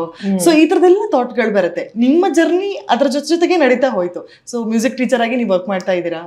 ಸೊ ಹೇಗ್ ಮ್ಯಾಮ್ ಇದೆಲ್ಲ ಹೆಂಗ್ ಮ್ಯಾನೇಜ್ ಮಾಡಿದ್ರಿ ಅಂತ ಹೇಳಿ? ಆ ವಿಷಯದಲ್ಲಿ ನಾನು ಥ್ಯಾಂಕ್ಸ್ ಹೇಳ್ಬೇಕಾಗಿರೋದು ಮೊಟ್ಟ ಮೊದಲು ನಮ್ಮಮ್ಮಂಗೆ. ಅವ್ರಿಗೆ ನನ್ನ ಮೇಲೆ ಇದ್ದಿದ್ದ ಕಾನ್ಫಿಡೆನ್ಸು 100%ಗಿಂತ ಹೆಚ್ಚು. ನನಗೆ ಎಸ್ಪೆಷಲಿ ನಂಗೆ ಸುತ್ತಮುತ್ತ ಇರೋರು ಕೆಲವ್ರು ಹೇಳೋರು ನಮ್ಮಮ್ಮಂಗೆ, ಏನು ದೊಡ್ಡ ಇದನ್ನ ಮಾಡಕ್ ಹೋಗ್ತಿದ್ಯಾ, ಬೇಡ, ಯಾಕೆ ಓದಿ ಕೆಲಸ ಮಾಡ್ಲಿ ಅವಳ ಪಾಡಿಗಳು, ನಾಳೆ ಇನ್ಕಮ್ ತೊಂದರೆ ಆಗುತ್ತೆ, ಏನೇ ಆದ್ರೂ ಇಂಡಿಪೆಂಡೆಂಟ್ ಆಗಿರ್ಬೇಕು. ಯಾಕಂದ್ರೆ ನಮ್ಮ ತಂದೆ ಇರ್ಲಿಲ್ಲ, ತುಂಬಾ ಚಿಕ್ಕ ವಯಸ್ಸಿಗೆ ನಾವು ಅವ್ರನ್ನ ಕಳ್ಕೊಂಡಿದ್ದು. ಸೊ ಸೋರ್ಸಸ್ ಆಫ್ ಇನ್ಕಮ್ ಮುಂದೆ ಬೇಕಾಗತ್ತೆ, ಅವಳು ಇಂಡಿಪೆಂಡೆಂಟ್ ಆಗಲಿ, ಬಿಡು ನೀನು ಈ ಫೀಲ್ಡಲ್ಲಿ ಬೇಡ ಅಂತ. ನಮ್ಮಮ್ಮಂಗೆ ಇದ್ದಿದ್ದು ಒಂದೇ ಕಾನ್ಫಿಡೆನ್ಸ್, ಇಲ್ಲ ನಾನು ದುಡಿತೀನಿ ಅನ್ನೋದು ಮುಂದಿನ ವಿಚಾರ. ಅವ್ರಿಗೆ ಏನಂತಂದ್ರೆ ನನ್ನ ಮಗಳು ಹಾಡ್ಬೇಕು, ಅದರಿಂದ ಅವಳು ಒಂದೊಳ್ಳೆ ಮಟ್ಟಕ್ಕೆ ಹೋಗ್ಬೇಕು. ನಮಗ್ ಈ ತರ ಏನಾದ್ರು ಇನ್ಕಮ್ ಬರುತ್ತೆ ಅನ್ನೋದು ನಿಜವಾಗ್ಲೂ ಗೊತ್ತಿರ್ಲಿಲ್ಲ ನಮ್ಗೆ ಸ್ಟಾರ್ಟಿಂಗ್ ಡೇಸ್ ಅಲ್ಲಿ. ಹೋಗೋಗ್ತಾ ನಾನು ಹಾಡ್ತಾ ಈ ತರ ಎಲ್ಲ ಇದೆ ಬಹುಶಃ ಅಂತ ಗೊತ್ತಾಗಿದ್ದು. ಸೊ ಅದು ನಮ್ಮಮ್ಮ, ಶಿ ವಾಸ್ ಫುಲ್ಲಿ ಕಾನ್ಫಿಡೆಂಟ್, ನೀನ್ ಮುಂದುವರೆದ್ರೆ ಇದರಲ್ಲೇ ಮುಂದುವರಿ, ನಾನ್ ನಿನಗೆ ಹೆಲ್ಪ್ ಮಾಡ್ತೀನಿ, ಏನಾದ್ರು ನಾನ್ ನೋಡ್ಕೋತೀನಿ ಅಂತ. ಸೊ ಅವರು ಕೊಟ್ಟ ಕಾನ್ಫಿಡೆನ್ಸು, ಧೈರ್ಯ. ಆಮೇಲೆ ನಾನು ಎಲ್ಲೇ ಆಲ್ಮೋಸ್ಟ್ ನಾನು ಫೀಲ್ಡ್ಗೆ ಎಂಟ್ರ್ ಆದಾಗ ಸುಗಮ ಸಂಗೀತ ಕಾರ್ಯಕ್ರಮಗಳು ತಿಂಗಳಿಗೆ 30 ದಿವಸ ಇದ್ರೆ I use to go for 35 programmes. ಬೆಳಗ್ಗೆ ಸಂಜೆ ಎಲ್ಲ ಟ್ರಾವೆಲ್ ಮಾಡ್ತಿದ್ವಿ, ಔಟ್ ಆಫ್ ಸ್ಟೇಷನ್ಸ್ ಟ್ರಾವೆಲ್ ಮಾಡ್ತಿದ್ವಿ. ನನ್ನ ಅಮ್ಮ ನನ್ನ ಜೊತೆನೇ ಇರೋರು. She was a big support with me. ಹಾಡು ಏನಾಗಲ್ಲ, ಏನ್ ತೊಂದ್ರೆ ಇಲ್ಲ ಅಂತೆಲ್ಲ ಸಾಕಲ್ಲ ಅಲ್ವಾ, ಎಲ್ಲ ಸಂಪಾದನೆ ಮಾಡಿದ ಹಂಗೇನೆ. ಖಂಡಿತ. ಇನ್ಫ್ಯಾಕ್ಟ್ ನನ್ನ ಚಿಕ್ಕಪ್ಪ ಚಿಕ್ಕಮ್ಮನೂ ಅಷ್ಟೇ, ಇವ್ರ 3 ಜನದ ಸಪೋರ್ಟ್ ಬಹುಶಃ. ಎಲ್ಲೇ ಹೋದ್ರು ನಾವು ಒಟ್ಟಿಗೆ ಹೋಗುದು, ನನ್ನ ಕಾರ್ಯಕ್ರಮ ಮುಗಿದ್ಮೇಲೆ ಬರೋದು, ಅವ್ರಗಳಲ್ಲಿ ಒಂಥರ ನನಗೊಂದು ದೊಡ್ಡ ಪ್ರೊಟೆಕ್ಷನ್. ಹಾಗಾಗಿ ನನಗೆ ಕಾನ್ಫಿಡೆನ್ಸ್ ಶುರುವಾಯ್ತು. ಓಕೆ, ಎಲ್ಲಾದ್ರೂ ಹಾಡ್ಲಿ ಪರವಾಗಿಲ್ಲ, ದೊಡ್ಡ ದೊಡ್ಡ ಗಾಯಕರ ನಡುವೆನು ನನ್ನ ಪಾಡಿಗೆ ನನಗೇನ್ ಬರುತ್ತೋ ನಾನು ಅದನ್ನ ಹಾಡ್ತೀನಿ ಅಷ್ಟೇ, ಅಹಂಕಾರ ಇಲ್ಲ. ಬಟ್ ಏನ್ ಬರುತ್ತೋ ಪ್ರಸ್ತುತಿ ಪಡಿಸ್ತೀನಿ ಅನ್ನೋ ತರ. ಅದು ಬಹುಶಃ ಆ ಸಪೋರ್ಟ್ ಇಲ್ಲಿ ತನಕ ತಂತು ಅಂತ ಅನ್ಸುತ್ತೆ. ಸೊ ಇದು ಇಷ್ಟು ಅಮ್ಮನ ಜೊತೆ ಬೆಳೆದಂತ ಮಗು ಏನು ರಮ್ಯಾ ಅವರ ಕತೆ. ಸೊ ಆಫ್ಟರ್ ಮ್ಯಾರೇಜ್, ಸೊ ಯಾಕೆಂತಂದ್ರೆ ಎಲ್ರು ಅದೇ ಹೇಳ್ತಾರೆ, ಎಂತ ಒಂಥರ ಯೂಟರ್ನ್ ತರ ಮ್ಯಾರೇಜ್ ಅನ್ನುವಂಥದ್ದು ಕಂಪ್ಲೀಟ್ ಸೆಕೆಂಡ್ ಶೇಡ್ ಅದು. ಸೊ ಆಫ್ಟರ್ ಮ್ಯಾರೇಜ್ ಯಾವ ತರ ಇತ್ತು? ನಿಮ್ಮ ಪ್ಯಾಷನ್ ಸಪೋರ್ಟಿವ್ ಹಸ್ಬೆಂಡ್ ಸಿಕ್ಕಿದ್ರ ಯಾವ ತರ? ಅದೊಂಥರ ವೆರಿ ನೈಸ್ ಜರ್ನಿ. ನಾನು ಮದುವೆ ಆಗ್ಬೇಕಾದ್ರೆ ಇನ್ಫ್ಯಾಕ್ಟ್ ನಂದು ಅರೇಂಜ್ ಮ್ಯಾರೇಜ್. ಸೊ ಮನೆಯಲ್ಲಿ ಅಮ್ಮ ನೋಡಿದ ಹುಡುಗನ್ ಡಿಸೈಡ್ ಮಾಡಿದ್, ಫ್ಯಾಮಿಲಿ ಡಿಸೈಡ್ ಮಾಡಿದವ್ರನ್ನ ಮದುವೆ ಆಗಿದ್ದು. ಫಸ್ಟ್ ಮೀಟ್ ಮಾಡಿದಾಗ, ನನ್ನ ಹಸ್ಬೆಂಡ್ ಅನ್ನು ಫಸ್ಟ್ ಮೀಟ್ ಮಾಡಿದಾಗ ನಾನು ಅವ್ರಿಗೆ 2 ವಿಚಾರ ಹೇಳಿದ್ದು. ಒಂದು, ನನಗೆ ಸಂಗೀತ ಅಂತಂದ್ರೆ ತುಂಬಾ ಇಷ್ಟ, ನನಗೆ ಅದು ಬಿಟ್ಟು ನನಗೆ ಇಮ್ಯಾಜಿನೇ ಮಾಡೋಕ್ಕಾಗಲ್ಲ. ನನಗೆ ಇನ್ಕಮ್ಮು ಅಥವಾ ದುಡ್ಡು ಅದಲ್ಲ, ನಂಗೆ ಹಾಡದೆ ಇರೋಕ್ಕಾಗಲ್ಲ, ಅದೊಂದು ವಿಚಾರ. 2ನೇದು, ನಾನು ನನ್ನಮ್ಮ ನಾವು ತುಂಬ ಕ್ಲೋಸು, ತುಂಬ ಬೆಸ್ಟ್ ಫ್ರೆಂಡ್ಸ್ ಥರ ಇದ್ದೀವಿ. ಸೊ ನಮ್ಮ ನೆಕ್ಸ್ಟ್ ಬರೋರು, ನಮ್ಮನೆಗೆ ಬರೋರು ಆ ಕ್ಲೋಸ್ನೆಸ್ಸಿಗೆ ಹೊಂದ್ಕೊಳ್ಳೋ ಅಂಥವ್ರಾಗಿರ್ಬೇಕು ಅನ್ನೋ ಥರ ಹೇಳಿದ ತಕ್ಷಣ ಅವ್ರಿಗೆ ಮ್ಯೂಸಿಕ್ ಫೀಲ್ಡ್ ಬಗ್ಗೆ ಐಡಿಯಾ ಇಲ್ಲ. ಅವರು ಒಳ್ಳೆ ಲಿಸ್ನರ್, ಅವ್ರಿಗೆ ಸಂಗೀತ ಎಲ್ಲ ಇಷ್ಟ, ಬಟ್ ಈ ಫೀಲ್ಡ್ಗೆ ಸಂಬಂಧಪಟ್ಟವರಲ್ಲ. ಅವ್ರು ತೊಂದರೆ ಇಲ್ಲ, ಏನ್ ತೊಂದರೆ ಇಲ್ಲ, ನಿಮ್ ಪಾಡಿಗೆ ನೀವು ಮಾಡ್ಕೊಂಡು ಹೋಗಿ ಅಂತೆಲ್ಲ ಹೇಳಿ. ನಿಮ್ಮನ್ ಮೊದ್ಲೇ ಪರಿಚಯ ಇತ್ತ ಅಂದ್ರೆ ನಿಮ್ಮ ಮ್ಯೂಸಿಕ್ ಜರ್ನಿಯನ್ನ ನೋಡಿದ್ರಂತ ಏನು? ಮುಂಚೆ ಅಂತಂದ್ರೆ ನಮ್ಮ ಎಂಗೇಜ್ಮೆಂಟ್ ಆದ್ಮೇಲೆ ನನ್ನ ಕಾರ್ಯಕ್ರಮಗಳಿಗೆಲ್ಲ ಬರೋರು, ಬಂದು ನೋಡಿ. ನನ್ನ ಹಸ್ಬೆಂಡ್ ಮತ್ತೆ ನನ್ನ ಅತ್ತೆ, ಸೊ ನಮ್ಮ ಮಾವನವರು ಹೋಗಿ ತುಂಬಾ ವರ್ಷ ಆಗಿತ್ತು. ಸೊ ಇವರಿಬ್ರು ನನ್ನ ಕಾರ್ಯಕ್ರಮಗಳಿಗೆ ಬರೋರು, ಅವ್ರಿಗೊಂಥರ ಪ್ರೌಡ್ ಫೀಲ್. ಅವಾಗ ಎದುರುಗಡೆ ಹಾಡ್ತಾ ಇದ್ದಾಳೆ ಅಂತೆಲ್ಲ ನೋಡಿ ತುಂಬಾ ಸಂತೋಷ ಪಡೋರು. ಆಮೇಲೆ ಆ ಎನ್ಕರೇಜ್ಮೆಂಟ್, ಆ ಕಾನ್ಫಿಡೆನ್ಸ್ ಅವರಲ್ಲೂ ಜಾಸ್ತಿ ಆಯ್ತು. ಹಾಗೆ ಇಲ್ಲ ನೀನೇನಾದ್ರೂ ಮಾಡು. ಇನ್ಫ್ಯಾಕ್ಟ್ ನಾನು ಕ್ಲಾಸಸ್ ನಿಲ್ಸ್ಬಿಟ್ಟಿದ್ದೆ, ಕ್ಲಾಸಿಗೆ ಹೋಗೋದನ್ನ. ಅದಾದ್ಮೇಲೆ ಮದುವೆ ಆದ್ಮೇಲೆ again I continued my classes. So ಆ ತರ ಎಲ್ಲ ಬಹಳ ಎನ್ಕರೇಜ್ ಮಾಡಿದ್ರು. ಇನ್ಫ್ಯಾಕ್ಟ್ ನನ್ನ ಅತ್ತೆ ಮತ್ತೆ ನನ್ನ ಹಸ್ಬೆಂಡ್ ಇಬ್ರು. ಅದೇ ಇಂಪಾರ್ಟೆಂಟ್ ಅಲ್ವಾ? ಸೊ ಫ್ಯಾಮಿಲಿ ಸಪೋರ್ಟ್ ಇದ್ರೆ ಏನ್ ಬೇಕಾದ್ರೆ ಗೆಲ್ಬಹುದು. ಅದು 100% ನಿಜ. ನೀವು ಏನಾದ್ರೂ ಆಗ್ಲಿ, ಫ್ಯಾಮಿಲಿ ಇದೊಂದು ನಿಮ್ಗೆ ಒಂದು ಮಟ್ಟಕ್ಕೆ ಸಪೋರ್ಟ್ ಇದ್ಬಿಟ್ರೆ ಖಂಡಿತ ಏನ್ ಬೇಕಾದ್ರೂ ಮಾಡ್ಬೋದು. ಮೆಂಟಲಿ ಕಾನ್ಫಿಡೆಂಟ್ ಕೂಡ ಇನ್ಕ್ರೀಸ್ ಆಗ್ತಾ ಹೋಗುತ್ತೆ. ಖಂಡಿತ ಅಲ್ವಾ? ಸೊ ಇನ್ನೊಂದು ಕೇಳಲೇಬೇಕು. ಸೊ ನೀವು ಮೊದ್ಲು ಹಾಡಿದಂಥದ್ದು, ನನ್ ಬಹುಶಃ ಇದು ಎಲ್ಲಾ ಪ್ರತಿ ಸಿಂಗರ್ಗಳಿಗೂ ಕೇಳುವಂತಹ ಪ್ರಶ್ನೆ. ಸೊ ಯಾಕೆಂತಂದ್ರೆ ತುಂಬಾ ಆಪ್ತವಾದಂತ ಒಂದು ಹಾಡಿರುತ್ತೆ, ಅದ್ರ ಸಾಹಿತ್ಯಗಳಿರುತ್ತೆ. ಪ್ರತಿ ಒಂದು ಕಾರ್ಯಕ್ರಮ ಆಗಿರ್ಬೋದು, ನೀವು ಕೊಡುವಂತ ಕಾರ್ಯಕ್ರಮದಲ್ಲಿ ಇಂಥದ್ದೊಂದು ಹಾಡಿದ್ದೇ ಇದೆ. ಸೊ ಈ ಹಾಡನ್ನು ನಾನು ಪ್ರತಿ ಸಲ ಹಾಡ್ತೀನಿ ಅಂತ ಹೇಳುವಂಥದ್ದು ಯಾವ್ದಾದ್ರು ಇದೆಯಾ? ಆ ಥರ ಹಾಡುಗಳು ನನಗೆ ಇವತ್ತಿಗೂ ತುಂಬಾ ಇಷ್ಟ ಆಗಿರೋದು ಅಂತಂದ್ರೆ ನಮ್ಮ HSV ಅಂಕಲ್ ಅವರ ಸಾಂಗ್, ವೆಂಕಟೇಶ್ ಮೂರ್ತಿ ಅವರ ಅಮ್ಮ ನಾನು ದೇವರಾಣೆ. ನಾನು ಎಷ್ಟು ಹಾಡ್ಬಿಟ್ಟಿದ್ದೀನಿ ಅಂತಂದ್ರೆ ನನ್ನ ಫೀಲ್ಡಲ್ಲೆಲ್ಲ ಇನ್ನೊಂದ್ಸಲಿ ಅಮ್ಮ ನಾನು ದೇವರಾಣೆ ಹೇಳಿದ್ರೆ ದೇವರಾಣೆ ಹೊಡಿತೀನಿ ನಿನಗೆ ಅಂತ ಹೇಳೋಷ್ಟು ತುಂಬಾ ಸಲಿ ನನಗದೇನೋ ಆ ಹಾಡು ತುಂಬಾ ಇಷ್ಟ. ಎಲ್ಲೋದ್ರೂ ಇಲ್ಲ, ಫಸ್ಟ್ ಅಮ್ಮ ನಾನು ದೇವರಾಣೆ, ನನಗೊಂದು ಕಂಫರ್ಟ್ ಲೆವೆಲ್ ಸ್ಟೇಜ್ ಮೇಲೆ ಬರಕ್ ಫಸ್ಟ್ ಅದನ್ನ ಹಾಡ್ಬೋದು. ಸೊ ಹಂಗಾಗಿ ಅದು ನನ್ನ ನೆಚ್ಚಿನ ಗೀತೆ ಇವತ್ತಿಗೂ ಅವತ್ತಿಗೂ. ಇಟ್ ಇಸ್ ಸೊ ಅದು ಇಲ್ಲ ಅಂದ್ರೂ ಕೂಡ ಆ ಸಾಹಿತ್ಯಕ್ಕೆ ಇರುವಂತಹ ಶಕ್ತಿ ಅದು ಅಂತ ಅನ್ಸುತ್ತೆ. ಎಲ್ಲಾ ಸಿಂಗರ್ ಅಲ್ಲೂ ಅದನ್ನ ಕೇಳಿಸೋಣ ಅಂತಾನೆ ಅನ್ಸುತ್ತೆ ನಮಗೆ. ಸೊ ಒಂದ್ಸಲ ಹಾಡ್ಬೋದ ಮ್ಯಾಮ್ ಅದನ್ನ? ಶೋರ್. ಅಮ್ಮ ನಾನು ದೇವರಾಣೆ ಬೆಣ್ಣೆ ಕಂತಿಲ್ಲಮ್ಮ, ಅಮ್ಮ ನಾನು ದೇವರಾಣೆ ಬೆಣ್ಣೆ ಕತ್ತಿಲ್ಲಮ್ಮ ಆ ಎಲ್ಲ ಸೇರಿ ನನ್ನ ಬಾಯಿಗೆ, ಎಲ್ಲ ಸೇರಿ ನನ್ನ ಬಾಯಿಗೆ ಬೆಣ್ಣೆಯ ಮೆತ್ತಿದರಮ್ಮ. ಅಮ್ಮ ನಾನು ದೇವರಾಣೆ ಬೆಣ್ಣೆ ಕತ್ತಿಲ್ಲಮ್ಮ, ಅಮ್ಮ ನಾನು ದೇವರಾಣೆ ಬೆಣ್ಣೆ ಕತ್ತಿಲ್ಲಮ್ಮ. Super ma'am. ಸೊ ನನಗೆ ಇನ್ನೊಂದು ಕುತೂಹಲ, ಯಾಕೆಂತ ಹೇಳಿದ್ರೆ ಆರಂಭದಲ್ಲಿ ನಿಮ್ಗೆ ಯಾವ ತರ ಇತ್ತು ಅಂತ ಹೇಳಿದ್ರೆ ಅಮ್ಮ ಒತ್ತಾಯ ಪೂರ್ವಕವಾಗಿ ನಿಮ್ಮನ್ನ ಸಂಗೀತಕ್ಕೆ ಹಾಕಿದ್ರು. ಸೊ ಸಾಂಗ್ ಏನೋ ಟೀಚರ್ ಹೇಳ್ಕೊಡ್ತಿದ್ರು, ಅದನ್ನ ಹಾಡ್ತಾ ಇದ್ರಿ. ಸೊ ಬರ್ತಾ ನಿಮ್ಗೆ ಏನಾಯ್ತು ಅಂತ ಹೇಳಿದ್ರೆ ಸಂಗೀತದಲ್ಲಿ ಆಟೋಮೆಟಿಕ್ ಆಗಿ ಆಸಕ್ತಿ ಶುರುವಾಯ್ತು ಅಂತ ಹೇಳಿದ್ರೆ, ಸೊ ಎಲ್ಲೋ ಈ ಸಾಹಿತ್ಯಗಳು ಆರಂಭದಲ್ಲಿ ಬಾಯಿ ಹಠ ಆಗ್ತಾ ಹೋಗ್ತಾ ಇರುತ್ತೆ. ಸೊ ಇಲ್ಲ ನಾನು ಇದನ್ನ ಕಲಿಬೇಕು ಅಂತ ಹೇಳೋ ಕಾರಣಕ್ಕೋಸ್ಕರ ಕಲಿತಾ ಹೋಗುತ್ತೆ. ಸೊ ಮುಂದೆ ಮುಂದೆ ಹೋಗ್ತಾ ಏನಾಗುತ್ತೆ ಅಂತ ಹೇಳಿದ್ರೆ ಸಾಹಿತ್ಯಗಳು ಕೂಡ ತುಂಬಾ ಹತ್ರ ಆಗುತ್ತೆ. ಸೊ ಎಲ್ಲದಕ್ಕೂ ಒಬ್ಬ ಸಿಂಗರ್ ಆಗಿರ್ಬೋದು, ಪ್ರತಿಯೊಬ್ಬನ ವ್ಯಕ್ತಿಗೂ ಕೂಡ ಆಗಿರ್ಬೋದು, ಸಾಹಿತ್ಯ ಅನ್ನುವಂಥದ್ದು ತುಂಬಾ ಹತ್ರ. ಸೊ ಒಂಥರ ಹೀಲಿಂಗ್ ಟ್ಯಾಬ್ಲೆಟ್ ಅಂತಾನೆ ಹೇಳ್ಬೋದು ಅದನ್ನ. ಸೊ ಅದ್ರಲ್ಲಿ ಬರುವಂತಹ ಅಕ್ಷರಗಳು ಎಷ್ಟೋ ನೋವುಗಳನ್ನ ಮರೆಸುತ್ತೆ ಅಂತ ಹೇಳ್ತಾರೆ. ಸೊ ಈ ಅಕ್ಷರಗಳು ಅರ್ಥ ಆಗ್ಲಿಕ್ಕೆ ಸ್ಟಾರ್ಟ್ ಆದ ನಂತರ ನಿಮ್ಮ ಗಾಯನದಲ್ಲಿ ಏನಾದ್ರು ಬದಲಾವಣೆಗಳಾಗಿದೆಯಾ, ಅಥವಾ ಸ್ಟೈಲ್ ಅಲ್ಲಿ ಏನಾದ್ರು ಚೇಂಜಸ್ ಆಗಿದೆಯಾ? ಖಂಡಿತ. ಎಸ್ಪೆಷಲಿ ಕೆಲವು ಸಿಂಗರ್ಸ್ಗಳು ಹಾಡ್ಬೇಕಾದ್ರೆ ಕೇಳಿದಾಗ ಅವರು ತುಂಬಾ ಮನಸ್ಸು ಮುಟ್ಟೋ ತರ ಹಾಡಿರ್ತಾರೆ. ಆ ತರ ಹಾಡುಗಳನ್ನ ಕೇಳಿದಾಗೆಲ್ಲ ಅಯ್ಯೋ ಹೆಂಗಪ್ಪ ಇವ್ರು ಈ ಲೆವೆಲ್ಗೆ ಎಕ್ಸ್ಪ್ರೆಷನ್ ಎಲ್ಲ ಕೊಡ್ತಾರೆ ಅಂತಲ್ಲ. ಆಮೇಲೆ ಆ ಸಾಹಿತ್ಯನ ಹೆಚ್ಚು ಕೇಳಿಸ್ಕೊಂಡಾಗ ಅನ್ನಿಸ್ತಿದ್ ಹೌದು ಆಕ್ಚುಲಿ ಹಾಡಿಗೆ ಒಂದು ಅರ್ಥ ಬರದೆ ಆ ಸಾಹಿತ್ಯನ ಅರ್ಥ ಮಾಡ್ಕೊಂಡಾಗ ಅದನ್ನ ಕಂಪ್ಲೀಟ್ ಆಗಿ ನಮ್ಮ ಮೈಂಡ್ ತಗೊಂಡು ಓಕೆ ಕೆಲವು ಸಾಂಗ್ಸ್ ಗಳನ್ನ ನಾನೇ ಅಂತ ಅನ್ಕೋಬಹುದು, ಅದನ್ನ ಸಿಚುಯೇಷನ್ ನಂದೇ ಅಂತ ಅನ್ಕೊಂಡಾಗ ಆಬ್ವಿಯಸ್ಲಿ ಆ ಲಿರಿಕ್ಸ್ನು ನಾವ್ ಎಂಜಾಯ್ ಮಾಡ್ಬೋದು. ಇನ್ಫ್ಯಾಕ್ಟ್ ಎಷ್ಟೋ ಲಿರಿಕ್ಸ್ ನಮಗೂ ಇನ್ಸ್ಪಿರೇಷನ್ ಆಗುತ್ತೆ, ಲೆಸನ್ ಆಗುತ್ತೆ ಲೈಫ್ಗೆ ಅಂತ ನನಗೆ ಅನ್ಸುತ್ತೆ. Well shed actually. ಸೊ ಮಾತುಕತೆ ಮುಂದುವರಿಸುವ ಅದಕ್ಕಿಂತ ಮುಂಚೆ ಒಂದಷ್ಟು ಚಿತ್ರಗಳನ್ನ ತೋರಿಸ್ತೀನಿ, ಚಿತ್ರ ನೋಡಿ ಮಾತನಾಡಿ ಅಂತ ಹೇಳಿ ಈ ಒಂದು ಟಾಸ್ಕ್ನ ಹೆಸರು. ಸೊ ನಿಮಗೆ ಪರಿಚಯ ಇರೋರೇ ಆಗಿರ್ತಾರೆ. ಸೊ ಇವ್ರ ಜೊತೆಗೆ ನೀವು ಕಳೆದಿರುವಂತ ದಿನಗಳಾಗಿರ್ಬೋದು, ಅಥವಾ ಏನೋ ಒಂದು ಮೆಮೊರಿ, ಆ ಫೋಟೋ ನೋಡಿದ ತಕ್ಷಣ ನಂಗೆ ಕಾಡುತ್ತೆ ಅಂತ ಹೇಳುವಂಥದ್ದನ್ನ ಹೇಳ್ಬೇಕು. ಓಕೆ ಶೋರ್, ಟ್ರೈ ಮಾಡ್ತೀನಿ. ಓ ಮನೋಹರ್ ಸರ್, ಮನೋಹರ್ ಅವರು. ಮನೋಹರ್ ಸರ್ ದೊಡ್ಡ ನಮಗೆಲ್ಲ ಅವರೊಂಥರ ದೇವರ ತರಾನೇ.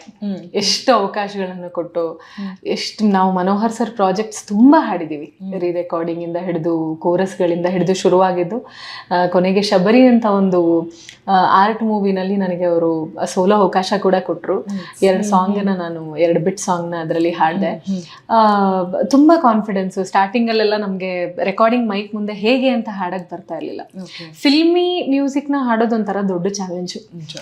ಸೊ ಆ ಸ್ಮೂತ್ನೆಸ್ ಆಗ್ಲಿ, ವಾಯ್ಸ್ ಅಲ್ಲಿ ಬರೋ ಪ್ರತಿಯೊಂದಕ್ಕೂ ಬೇರೆ ಬೇರೆ ತರ ವಾಯ್ಸ್ ಮೌತಿಂಗ್ ಚೇಂಜ್ ಇರುತ್ತೆ. ಅದ್ ಹೇಗ್ ಹಾಡ್ಬೇಕು, ಆಮೇಲೆ ಎಷ್ಟು ಎಕ್ಸ್ಪ್ರೆಷನ್ ಕೊಡ್ಬೇಕು, ಅದನ್ನೆಲ್ಲ ಬಹಳ ಮನೋಹರ್ ಸರ್ ಇಂದ ಕಲ್ತಿದೀವಿ ನಾವು. ಎಲ್ರಿಗೂ ಸಿಗಲ್ಲ ಅನ್ಸುತ್ತಲ್ಲ ಮ್ಯಾಮ್, ಯಾಕೆಂತಂದ್ರೆ ಆಸಕ್ತಿ ಇರುವಂತದ್ದು ಒಂದು, ಅವಕಾಶಗಳು ಸಿಗುವಂತದ್ದು ಕೂಡ ಇನ್ನೊಂದು. ಖಂಡಿತ ಅಲ್ವಾ? ಪ್ರತಿ ಹಂತದಲ್ಲೂ ಈ ವಿಷಯದಲ್ಲಿ ನಿಮಗೆ ಒಬ್ಬೊಬ್ರು ಪರಿಚಯ ಆಗ್ತಾ ಹೋಗ್ತಾರೆ, ಕಲಿಕೆಗೆ ಅವಕಾಶ ಸಿಗ್ತಾ ಹೋಗುತ್ತೆ. ಸೊ ಹೌ ಬ್ಲೆಸ್ಡ್ ಅಂತ ನಿಮಗೆ ಅನ್ಸುತ್ತೆ? ನೀವು ತುಂಬಾ ಅನ್ಸುತ್ತೆ ಮೇಡಮ್, ನಿಜವಾಗ್ಲು. ಯಾಕೆಂದ್ರೆ ನಾನು ಎಷ್ಟೋ ಸಲ ಅನ್ಕೋತಾ ಇರ್ತೀನಿ, ಇಷ್ಟು ಜನ ಕಲಾವಿದರ ಮಧ್ಯೆ ನಾವೇನೋ ಒಂದು ಚೂರ್ ಏನಾದ್ರು ಗುರ್ತಿಸ್ಕೊಂಡಿದೀವಿ ಅಂತಂದ್ರೆ ಬಿಕಾಸ್ ಆಫ್ ದೀಸ್ ಪೀಪಲ್.